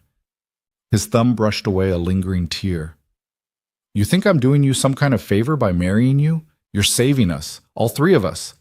Clara couldn't speak past the lump in her throat. She just nodded, once, and that was enough. They told the children over lunch, sitting around the kitchen table, that Clara had scrubbed clean of broken glass and strawberries. Lily's face lit up like Christmas morning. Thomas looked suspicious. Why now? The boy asked. Why today instead of when the Reverend comes? Ethan didn't lie to them. He never had. Because sometimes life doesn't go according to plan, and you have to adjust. Miss Clara and I decided we don't want to wait anymore. Is it because of the letter? Thomas's eyes were too knowing. The one that made Miss Clara cry? Clara's breath caught. She'd thought the children hadn't seen, hadn't known. But Thomas saw everything, cataloged everything, protected his family the only way an 8-year-old could, by paying attention. Partly, she said quietly. The letter had some difficult news, but Thomas, your father's right. We don't want to wait. We want to be a family now, today. If that's all right with you. Thomas studied her face for a long moment. Then he looked at his father. Papa, you promise she's staying? Even if the news gets worse? Even if people talk? I promise, Ethan said firmly. Clara's not going anywhere. Not today, not tomorrow, not ever, unless she chooses to leave on her own. And you won't leave? Thomas asked Clara directly. Even if it gets hard? Clara thought of everything she'd run from in her life. The shame in Boston, the whispers, the jobs that let her go when they learned her history, the endless string of places where she'd never quite belonged. She thought of the baby she'd held for 4 hours 10 years ago, the son she'd never stopped mourning, the piece of her heart that was still missing and always would be. And then she looked at Thomas with his fierce protectiveness, and Lily with her hopeful eyes, and Ethan with his quiet strength, and she made the only promise she'd ever been certain she could keep. I won't leave, she said, even when it's hard, especially when it's hard. I promise. Thomas nodded slowly. Okay then. Okay? Lily bounced in her chair. We're getting married today? Can I wear my Sunday dress? Can Thomas give you away like in the stories? Clara almost laughed, the first laugh she'd managed since seeing that letter. I'd be honored if Thomas would give me away. The boy's face did something complicated, pleasure and embarrassment warring for dominance. I guess I could, he muttered, if you really want. I really want. They left within the hour. Ethan drove the wagon with Clara beside him, both children in the back chattering about weddings and family and what they should call Clara now. Mrs. Cole seemed too formal. Mama felt wrong when Sarah's memory was still so fresh. In the end, Lily decided on Mama Clara, and Thomas grudgingly agreed it would do. The ride to Clearwater took 2 hours over roads that were more suggestion than actual path. Clara used the time to compose herself, to push down the fear and focus on what was in front of her. She was getting married today. Married. To a good man who knew her worst secret and wanted her anyway. It felt like a dream, or a lie, or both. The town was small, barely more than a main street with buildings clustered around it like chicks around a hen. Ethan pulled up in front of a whitewashed building with a sign that read Justice of the Peace, Samuel Brennan. You sure about this? He asked Clara quietly, while Thomas helped Lily down from the wagon. No, Clara said honestly, but I'm sure about you, about them. That's enough. They went inside. Justice Brennan was a portly man with kind eyes and ink-stained fingers who didn't ask questions when Ethan explained what they needed. He pulled out the necessary forms, had them sign where indicated, and called in his wife to serve as witness along with Thomas and Lily. The ceremony itself took less than 5 minutes. No flowers, no music, no guests. Just simple words about commitment and faithfulness. About choosing each other in good times and bad. When Brennan asked if Clara took Ethan to be her lawfully wedded husband, her voice didn't shake. I do. And when Ethan slipped a plain gold band on her finger, Sarah's ring, Clara realized with a start, the one he'd been saving, she felt the weight of it like an anchor. Holding her down or holding her steady, she wasn't sure which. I now pronounce you man and wife, Brennan said with satisfaction. You may kiss your bride, Mr. Cole. Ethan looked at Clara, something uncertain in his eyes. She nodded, just barely, and he leaned in and pressed his lips to hers. Brief, chaste, more promise than passion, but real. Undeniably real. They were married. Clara Bennett was dead. Clara Cole was born. They signed the papers, paid the fee, and walked back out into the afternoon sunlight as a family. Legal, official, bound together by words and signatures, and a gold band that caught the light. "Can we get penny candy?" Lily asked, practical even in the midst of momentous occasions. "Since we're in town?" Ethan laughed, actual laughter, warm and surprised. "Yeah, sweetheart, we can get candy." They spent the next hour making small purchases: candy for the children, coffee and flour for Clara, a new bridle for Ethan. Normal things, ordinary things, the kind of errands any married couple might run on a Thursday afternoon. And slowly, the tight knot of fear in Clara's chest began to loosen. She was married. She wore a ring. She had a family and a home and a name that was hers by law, not charity. Whatever came next, whatever the detective found, whatever whispers followed her, she would face it as Clara Cole. Not alone, not powerless. The fear would come back, she knew. But for now, walking down Clearwater's dusty main street with her new husband and children, she let herself feel something almost like peace. They were loading supplies into the wagon when a voice called out across the street. "Ethan Cole! That really you?" Clara turned to see a woman approaching, middle-aged, well-dressed, with the confident bearing of someone used to being heard. Ethan's expression went carefully neutral. "Mrs. Patterson, didn't expect to see you in town today." "Wednesday's my shopping day, you know that." The woman's eyes swept over Clara with undisguised curiosity. "And who might this be?" "My wife," Ethan said flatly. "Clara, this is Judith Patterson. She owns the general store. Mrs. Patterson, my wife Clara Cole." The woman's eyebrows shot up. "Wife? My goodness, Ethan, you work fast. I heard you'd taken in some woman from back east to help with the children, but I had no idea—" She caught herself, smile turning calculating. "Well, congratulations, I suppose, though I must say it does seem rather sudden." "We wanted a quick ceremony," Clara said, keeping her voice level. "No fuss. How practical." Mrs. Patterson's gaze dropped to Clara's plain dress, her work-worn hands, the lack of any wedding finery. "Though I do think the community would have appreciated being invited. We do love a celebration, and poor Sarah was so beloved. It would have been nice to—" "Sarah's been gone 2 years," Ethan interrupted, his voice hard. "And this is my second wife, not a replacement for my first. I'd appreciate it if people remembered that." Mrs. Patterson's smile went brittle. "Of course, I meant no offense. I'm simply saying that people will talk, Ethan. They'll wonder about the haste, about where this woman came from." "Let them wonder." Ethan put his hand on Clara's back, proprietary and protective. "Good day, Mrs. Patterson." He guided Clara toward the wagon, the children scrambling up behind them. As they pulled away, Clara could see Mrs. Patterson already heading toward a knot of women gathered outside the dress shop, no doubt ready to share the scandalous news. "I'm sorry," Ethan said quietly. "Should have known we'd run into someone." "It's all right." Clara surprised herself by meaning it. "We always knew people would talk. At least now they're talking about Mrs. Cole. Not some nameless woman of questionable morals." "You're not of questionable morals." "I was. To them, I still am." She looked down at the ring on her finger. "But maybe that matters less now." They rode home in comfortable silence, the children dozing in the back as the sun began its slow descent. Clara watched the landscape roll past and thought about new names and old secrets and the strange mercy of second chances. That night, after the children were in bed and the house had settled into darkness, Clara stood in what had been the guest room and was now, officially, the master bedroom. Ethan had insisted married couples shared a room, he'd said, no matter how the marriage started. It was expected, proper. But he'd also moved a blanket and pillow to the chair by the window. "I'll sleep there," he'd said, "until you're ready for different, however long that takes." Now Clara sat on the edge of the bed in her nightgown, listening to him move around the room in the darkness, giving her privacy while they shared the same space.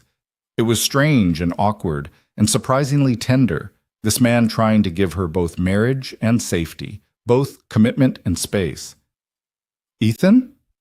Her voice was quiet in the darkness. Yeah? Thank you. For today. For all of it. She heard him settle into the chair, heard the rustle of the blanket. Nothing to thank me for. We're family now. That's what family does. Family. The words settled over Clara like a blessing and a burden both. She lay down, pulling the quilt up, and stared at the ceiling.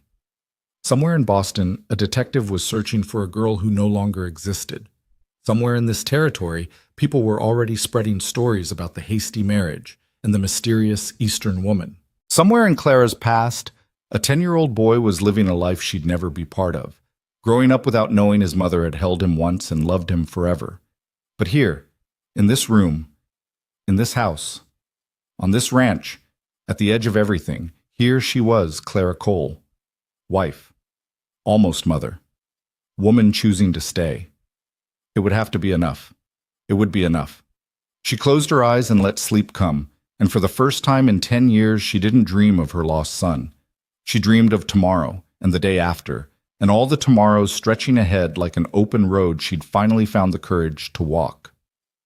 The detective came 6 weeks later, on a cold October morning when the first snow was threatening in the mountains.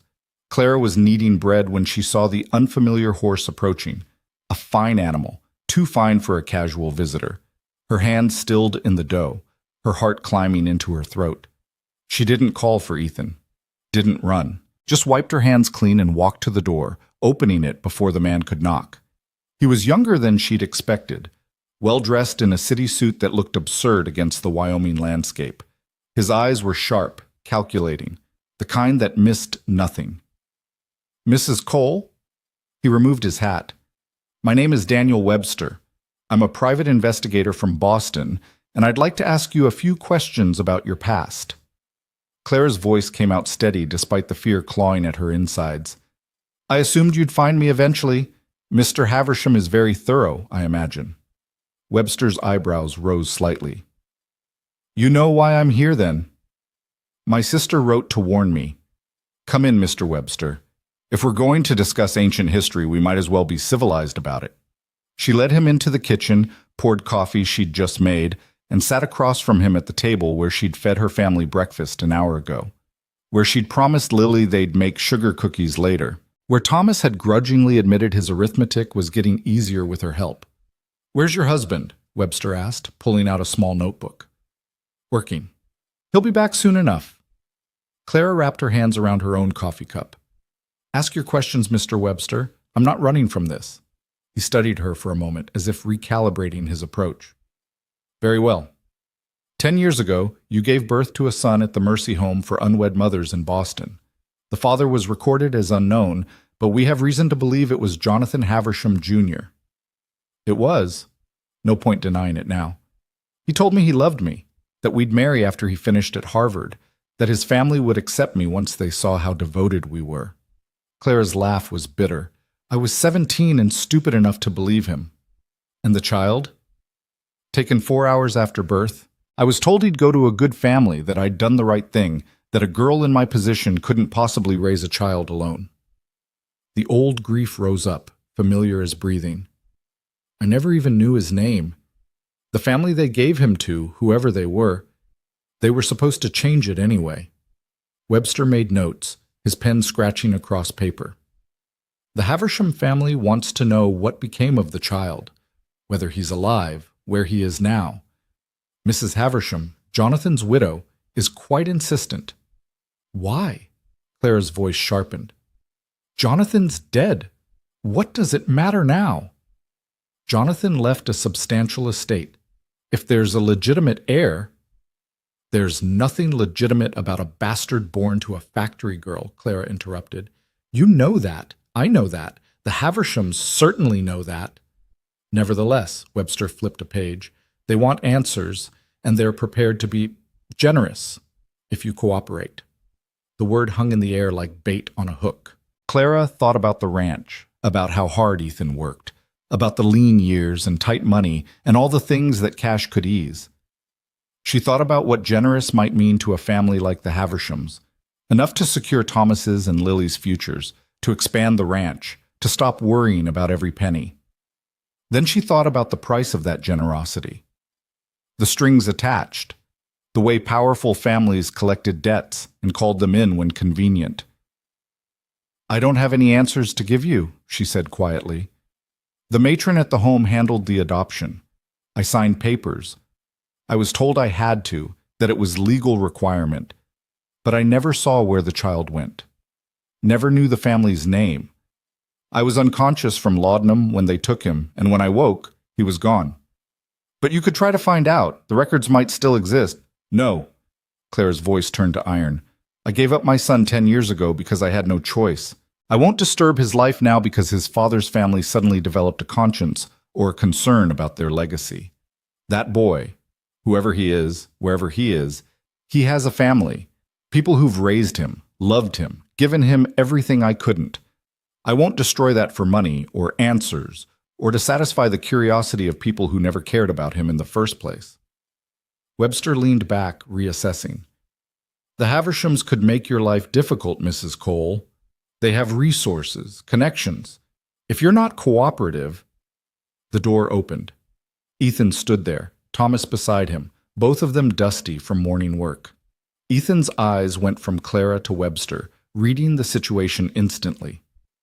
"You must be the detective," he said flatly. "Wondered when you'd show up." Webster stood, offering his hand. "Daniel Webster, I'm here on behalf—" "I know who you're here for." Ethan ignored the offered hand. "And I'll tell you what my wife just did. We're not interested in your employer's money or their questions. The child Clara gave up 10 years ago deserves to live his life in peace. We won't help you find him. Mr. Cole, I understand your protective instinct, but this is a legal matter." "No, it's not." Ethan moved to stand beside Clara, his hand resting on her shoulder. "It's a rich family trying to ease their guilt or protect their fortune, and they're willing to tear apart a 10-year-old boy's life to do it. We won't be part of that." Webster's expression hardened. "The Havershams could pursue this through the courts, force the adoption records open. They have the resources and the determination." "Let them try." Clara stood, drawing strength from Ethan's solid presence beside her. "I gave up my legal rights to that child the day he was born.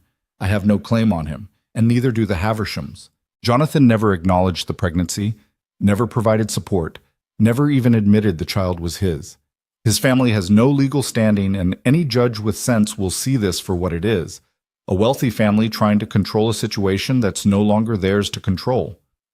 "You seem very certain of that," Webster observed. "I've had 10 years to think about it," Clara said quietly. 10 years to live with what I did, to accept it, to understand that sometimes the most loving thing you can do is let go." Her voice strengthened. "I let go. The Havershams need to do the same." Webster gathered his papers slowly, his expression unreadable. "I'll relay your position to my employers. But Mrs. Cole, you should know, Jonathan's widow found letters. Love letters you wrote, talking about the baby, about wanting to keep him. She's quite sympathetic, actually, thinks you were wronged, that you deserve to know what happened to your son." The words hit Clara like a fist. She'd written those letters in the maternity home, desperate and scared and grieving, pouring out her heart to a man who'd never responded. She'd thought they were lost, destroyed, forgotten, like everything else from that terrible year. "Mrs. Haversham's sympathy comes 10 years too late," Clara managed. "And if she truly cared about what I deserve, she'd leave me in peace to build the life I have now." Thomas, who'd been silent until now, stepped forward. His young face was fierce. "You need to leave. Miss Clara, Mama Clara, she's ours now. She doesn't belong to you or those Boston people. She belongs here." Webster looked at the boy, something shifting in his expression. "You care about her very much, don't you?"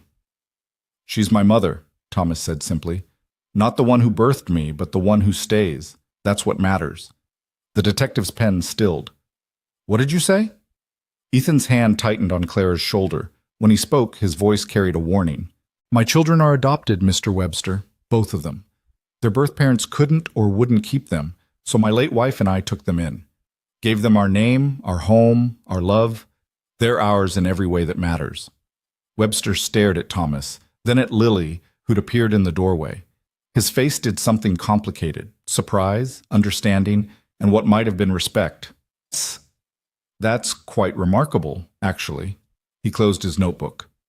Mrs. Cole, if I may, have you told your children about your son, about what happened to you? No, Clara's voice was firm. That's my grief to carry, not theirs. They know I understand loss, that I know what it means to be separated from someone you love. That's enough.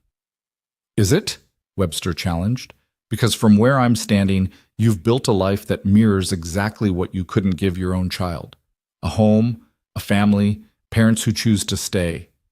That seems like more than coincidence. The observation cut too close to truths Clara barely admitted to herself. Yes, she'd chosen this. Chosen children who needed a mother, chosen to give them what she couldn't give her son. Chosen to pour all the love she'd had nowhere to put into Thomas and Lily and this broken family that was slowly healing. Maybe it's not coincidence, she said quietly. Maybe it's penance or redemption or just the universe's way of giving me a second chance to get it right. She met Webster's eyes. But whatever it is, it's mine. My choice, my family, my life. The Havershams don't get to take that from me. Webster was quiet for a long moment. Then he tucked his notebook away and picked up his hat. I'll tell them you're not interested in cooperation. I'll also tell them that the woman I found here is nothing like the scared 17-year-old girl from their son's letters, that you've built something good and solid and worth protecting. He paused at the door. For what it's worth, Miss Cole, I think you made the right choice 10 years ago. And I think you're making the right choice now. Wait, Clara's voice stopped him. The letters Mrs. Havisham found, what will she do with them? I don't know. That's not my decision. Tell her, Clara drew a breath. Tell her I hope she and Jonathan were happy, that I'm glad he had someone who loved him enough to care about an old secret. And tell her that wherever my son is, I hope he's happy too. That's all I want. That's all I've ever wanted. Webster nodded once. Then he was gone, riding away toward Clearwater, and the train that would take him back to Boston, and a world Clara no longer belonged to. The kitchen was silent after he left. Thomas moved to Clara's side, his hand finding hers. Lily came from the doorway and wrapped her arms around Clara's waist, and Ethan stood behind her, solid as the mountains, letting her lean back into his strength. Is he going to come back? Lily asked, her voice small. Is he going to take you away? No, sweetheart. Clara knelt so she was eye level with the little girl. I'm not going anywhere. This is my home. You're my family. That detective, he was looking for someone who doesn't exist anymore. The girl who wrote those letters, the girl who gave up her baby, she's gone. I'm Clara Cole now. I'm your Mama Clara, and nothing's going to change that. Promise? Lily's eyes were wide, frightened. I promise. Clara pulled both children close, feeling their warmth, their trust, the weight of their need, and her commitment. I'm staying, forever and always, even when it's hard, especially when it's hard. Thomas's arms tightened around her. We'd fight for you, he said fiercely. If anyone tried to take you away, we'd fight. I know you would, Clara's voice was thick. But you don't have to. I'm not going anywhere. That night, after the children were finally settled in bed, after extra stories and reassurances and promises that morning would come, and Mama Clara would still be there, Clara and Ethan sat together in the kitchen. The lamp burned low between them, casting long shadows across the walls. You all right? Ethan asked. Clara thought about it, really thought. Yes, she said, surprised to find it true. I think I am. It was seeing him, saying those things out loud. It was hard, but also freeing somehow, like I finally got to make a choice instead of having choices made for me. You chose well. Ethan reached across the table, taking her hand. His thumb traced the gold band on her finger. You chose us. Chose to stay and fight instead of running. I'm proud of you. The words broke something open in Clara's chest. She'd spent so long believing she was weak that giving up her son had been proof of her fundamental failure as a woman. But maybe there was strength in acknowledging what you couldn't change, in choosing to pour love into new vessels instead of mourning the ones you'd lost forever. Ethan, she said quietly, Thomas said something today. about being adopted, about how Sarah took in children who needed homes. She did. Ethan's voice was gentle. We couldn't have children of our own, something wrong with Sarah's body after the injuries her father caused. But she'd grown up in hell and survived it, and she wanted to give other children a different story. So we started taking in babies from the unwed mothers' homes, from women who couldn't keep them. Thomas came to us when he was 2 days old, Lily when she was 6 months. Clara's breath caught. They don't know. Not yet. We planned to tell them when they were older, when they could understand, but maybe... Ethan paused, searching for words. Maybe it's time. Maybe knowing their own story would help them understand yours. Help them see that families aren't just about blood. They're about who stays. That's what Thomas said. Almost those exact words. Clara's eyes burned. Who taught him that? Sarah. She used to say it all the time. Love is in the staying, not the starting. Ethan's voice roughened. She'd like you, Clara.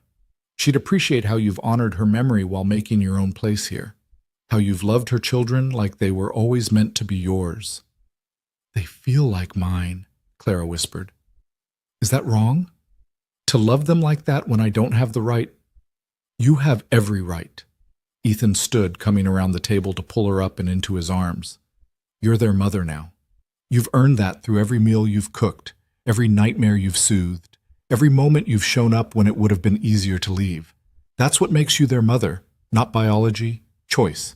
Yours and theirs. Clara buried her face against his shoulder and let herself cry.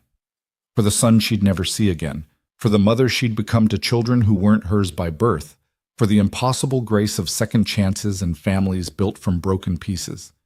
And Ethan held her, this good man who'd chosen her despite everything, and waited until the storm passed. The next morning they sat the children down after breakfast. Thomas and Lily knew something important was happening. They could read it in the careful way Ethan and Clara arranged themselves at the table, in the serious set of their father's jaw. Are you leaving? Lily blurted, her eyes already filling with tears. No, sweetheart. Clara took the little girl's hand. Nobody's leaving, but your papa and I need to tell you something important, something about your own stories. Ethan took over, his voice steady but gentle. He told them about Sarah's childhood, about the horrors she'd survived, and the decision she'd made to save other children from similar fates. He told them about the adoption, about how they'd been chosen and wanted and loved from the very first moment. Thomas's face went through a dozen emotions: shock, confusion, hurt, and finally a kind of angry understanding. You lied to us. All this time you lied. We didn't lie, Ethan said firmly. We just didn't tell you everything yet. You're our children, Thomas. That's not a lie. That's the truest thing I know. But my real mother, Thomas's voice cracked. Where is she? Who is she? Clara spoke then, her voice soft but certain. Your real mother is the woman who raised you, who loved you, who sang you to sleep when you were scared and taught you right from wrong. Sarah was your real mother. Biology is just biology. It's nothing compared to love and time and choosing to stay. Like you chose to stay, Lily said slowly, understanding dawning, even though we're not your real children either. You are my real children, Clara said fiercely. You're the children I choose every single day, the ones I love, the ones I worry about, the ones I'd fight the whole world to protect. That makes you mine in every way that matters. Thomas was quiet for a long time, his young face working through concepts too big for 8 years old. Finally, he looked up at Clara. That baby you had, the one the detective asked about, is that why you know how to... He stopped, struggling. Is that why you understand? Clara's throat closed. She nodded. Yes, I had a son, and I gave him up because I couldn't keep him safe, because I was 17 and alone and powerless. It's the worst thing that ever happened to me, Thomas. The thing I regret most in my whole life. But it taught me something important. What? His eyes were fierce, demanding honesty. That loving someone means wanting what's best for them, even when it breaks your heart, even when it costs you everything. Claire's voice strengthened. I gave up my son so he could have a better life than I could give him. Your birth mothers gave you up for the same reason. And now you're here, with us, Building a life that's good and safe and full of people who love you. That's what matters. Not who started your story, but who's here for the middle and the end. Lily crawled into Clara's lap, tucking her head under Clara's chin. I'm glad you're here for our middle, she said softly, even if you couldn't be there for his. The simple grace of it broke Clara completely. She held Lily close and reached for Thomas, who came grudgingly, awkwardly, but came nonetheless. Ethan wrapped his arms around all of them, and they sat like that for a long time. A family built from loss and choice and the stubborn determination to love, despite every reason not to. Later, when the children were outside playing, Ethan found Clara at the kitchen window watching them. You did good, he said, telling them the truth, helping them understand. I hope so. Clara leaned into his warmth. It's strange, isn't it? How grief and grace get all tangled up sometimes. I lost my son and found yours. I gave up one family and built another. It doesn't erase the pain, but it redeems it, Ethan finished. Gives it meaning. Makes the suffering count for something. Yes. Clara turned to face him. Ethan, when we got married, you slept in the chair. You've been sleeping in the chair for 6 weeks. He went still. Didn't want to push, figured you'd let me know when you were ready for different. I'm ready. She said it simply, without drama or seduction. I'm your wife. You're my husband. I want... She paused, searching for words. I want all of it. The full marriage. The real partnership. I want to build this life with you completely, not with one foot still in the past. Something shifted in Ethan's expression. Heat and tenderness, and something deeper that Clara was just beginning to recognize as love. Not the desperate, foolish love of her 17-year-old self, but something steadier, stronger, built on respect and shared struggle and the daily choice to stay. Tonight then, he said quietly, we start the rest of our life. The real one. Clara nodded. Tonight. The weeks that followed settled into a rhythm that felt less like surviving and more like living. Clara woke each morning beside Ethan, his warmth steady and reassuring. She made breakfast while he did morning chores, taught the children their lessons after lunch, worked alongside him in the evenings preparing for winter. Small, ordinary moments that added up to something like happiness. The gossip from town reached them occasionally. Whispers about the hasty marriage, speculation about what Clara was hiding, questions about why such a plain woman had snagged a decent man. Clara learned to let it roll off her back. Let them talk. She had more important things to worry about than the opinions of strangers. In November, a letter came from Boston. Clara's hands shook as she opened it, but it wasn't from the detective or the Haversham family. It was from Margaret. Clara, the detective came back. He told the Havershams you wouldn't cooperate, that you'd built a new life and wanted to be left alone. Mrs. Haversham was furious at first, but then something strange happened. She came to see me, brought Jonathan's letters, the ones you wrote, said she'd been reading them, trying to understand what her husband had done. She asked me about you, about what happened after. I told her the truth, that you'd been destroyed by it, that you'd worked yourself to exhaustion in factories for years, that you'd finally fled west to escape the shame.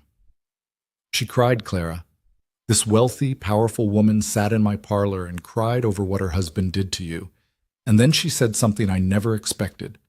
The boy deserves to grow up in peace, and so does she. She's destroying the letters. All of them. The family won't pursue this further. You're free, Clara. Truly free. She asked me to tell you one more thing. She's sorry. Sorry her husband hurt you. Sorry his family didn't protect you.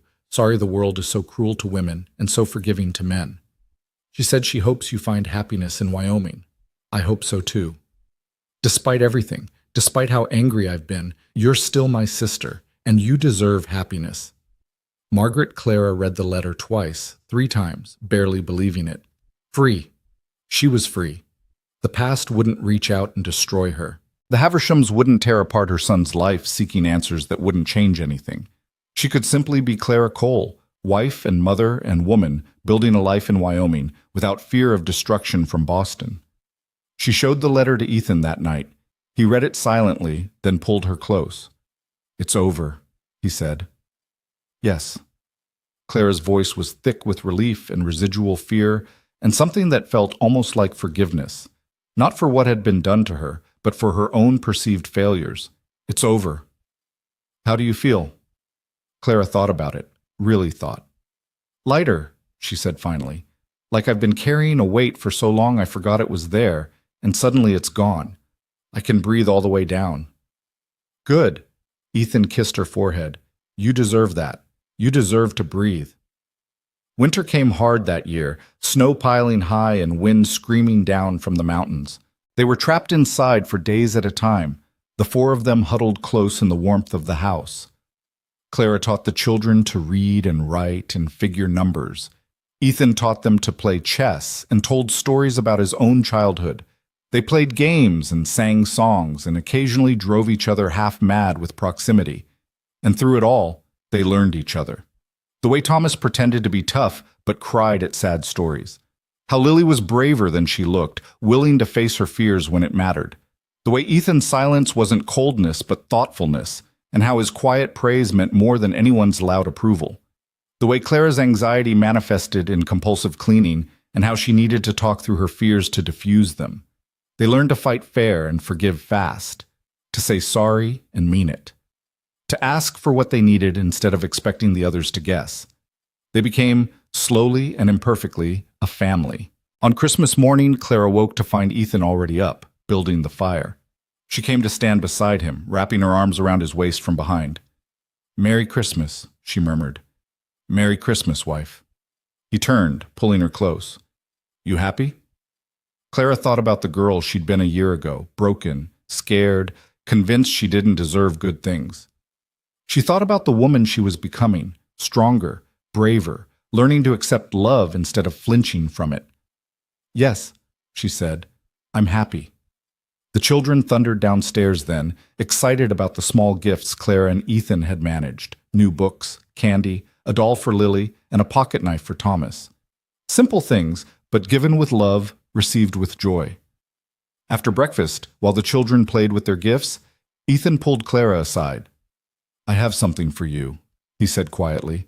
He handed her a small wooden box, hand-carved and polished smooth. Inside was a photograph. Not new, the edges worn but carefully preserved. A woman with kind eyes and a soft smile, holding a baby. Sarah, Clara realized. Sarah with infant Thomas. "I wanted you to have it," Ethan said, "so you'd know her, so she'd be part of this family, part of what we're building. She'd want that, I think. Would want the children to remember her, but also to love you. Both, not either or." Clara's eyes burned. She studied Sarah's face, the woman who'd come before her, who'd built this family from broken pieces, who'd taught her children that love was in the staying, the woman whose legacy Clara was trying to honor while carving out her own space. "Thank you," she whispered. "I'll treasure this." "There's more."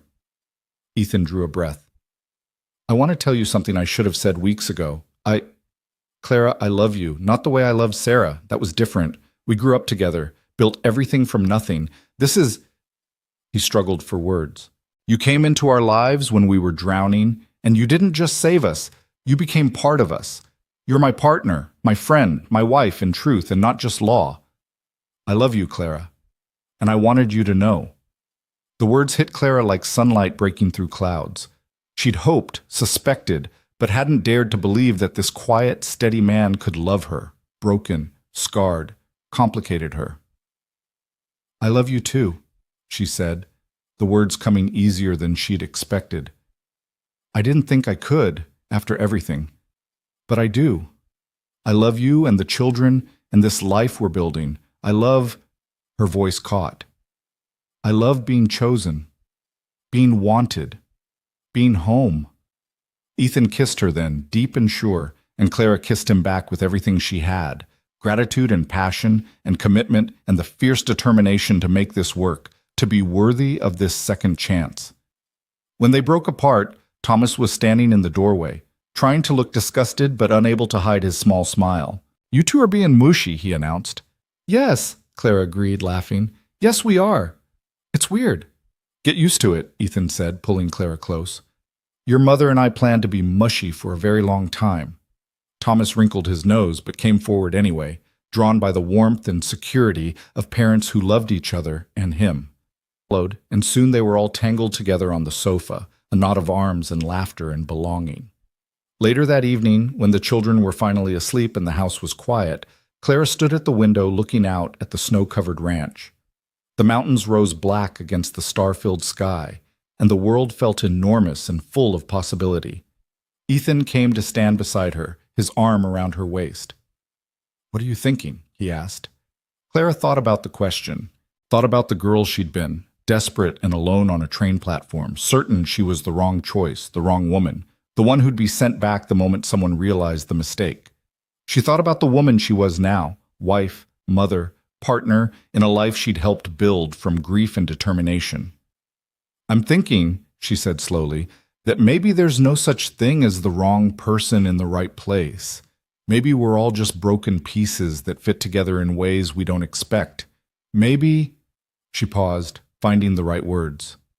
"Maybe the wrong girl became the right woman by choosing to stay when staying was hardest." "You did choose right," Ethan said quietly. "And so did I. That day on the platform, when I looked at you and knew, that was the best choice I ever made." Clara leaned into his strength, feeling the gold band on her finger, the weight of promises kept and still being kept. She thought of her son, 10 years old now, living his own life with his own family. She hoped he was happy, hoped he was loved, hoped he never felt the holes in his history the way she felt the hole in her heart. But she also knew, with a certainty that came from hard-won wisdom, that love didn't diminish by being divided. She could love the son she'd lost and the children she'd found, could grieve one family and build another, could carry scars and still be whole. "We should go to bed," she said finally. "Morning comes early." "It does." Ethan turned her to face him, his hands gentle on her face. "But before we do, thank you, Clara, for coming west, for staying, for loving us even when we made it hard, for being exactly who you are." "Thank you for choosing me," Clara whispered back, "for seeing past what I couldn't give to what I could, for making me part of something good." They went upstairs together, husband and wife in truth, partners in the great work of building a life. And if Clara paused at the children's rooms to check on them, to see Thomas sprawled in sleep with his new knife on the nightstand, to tuck Lily's quilt more snugly around her small shoulders, well, that was what mothers did.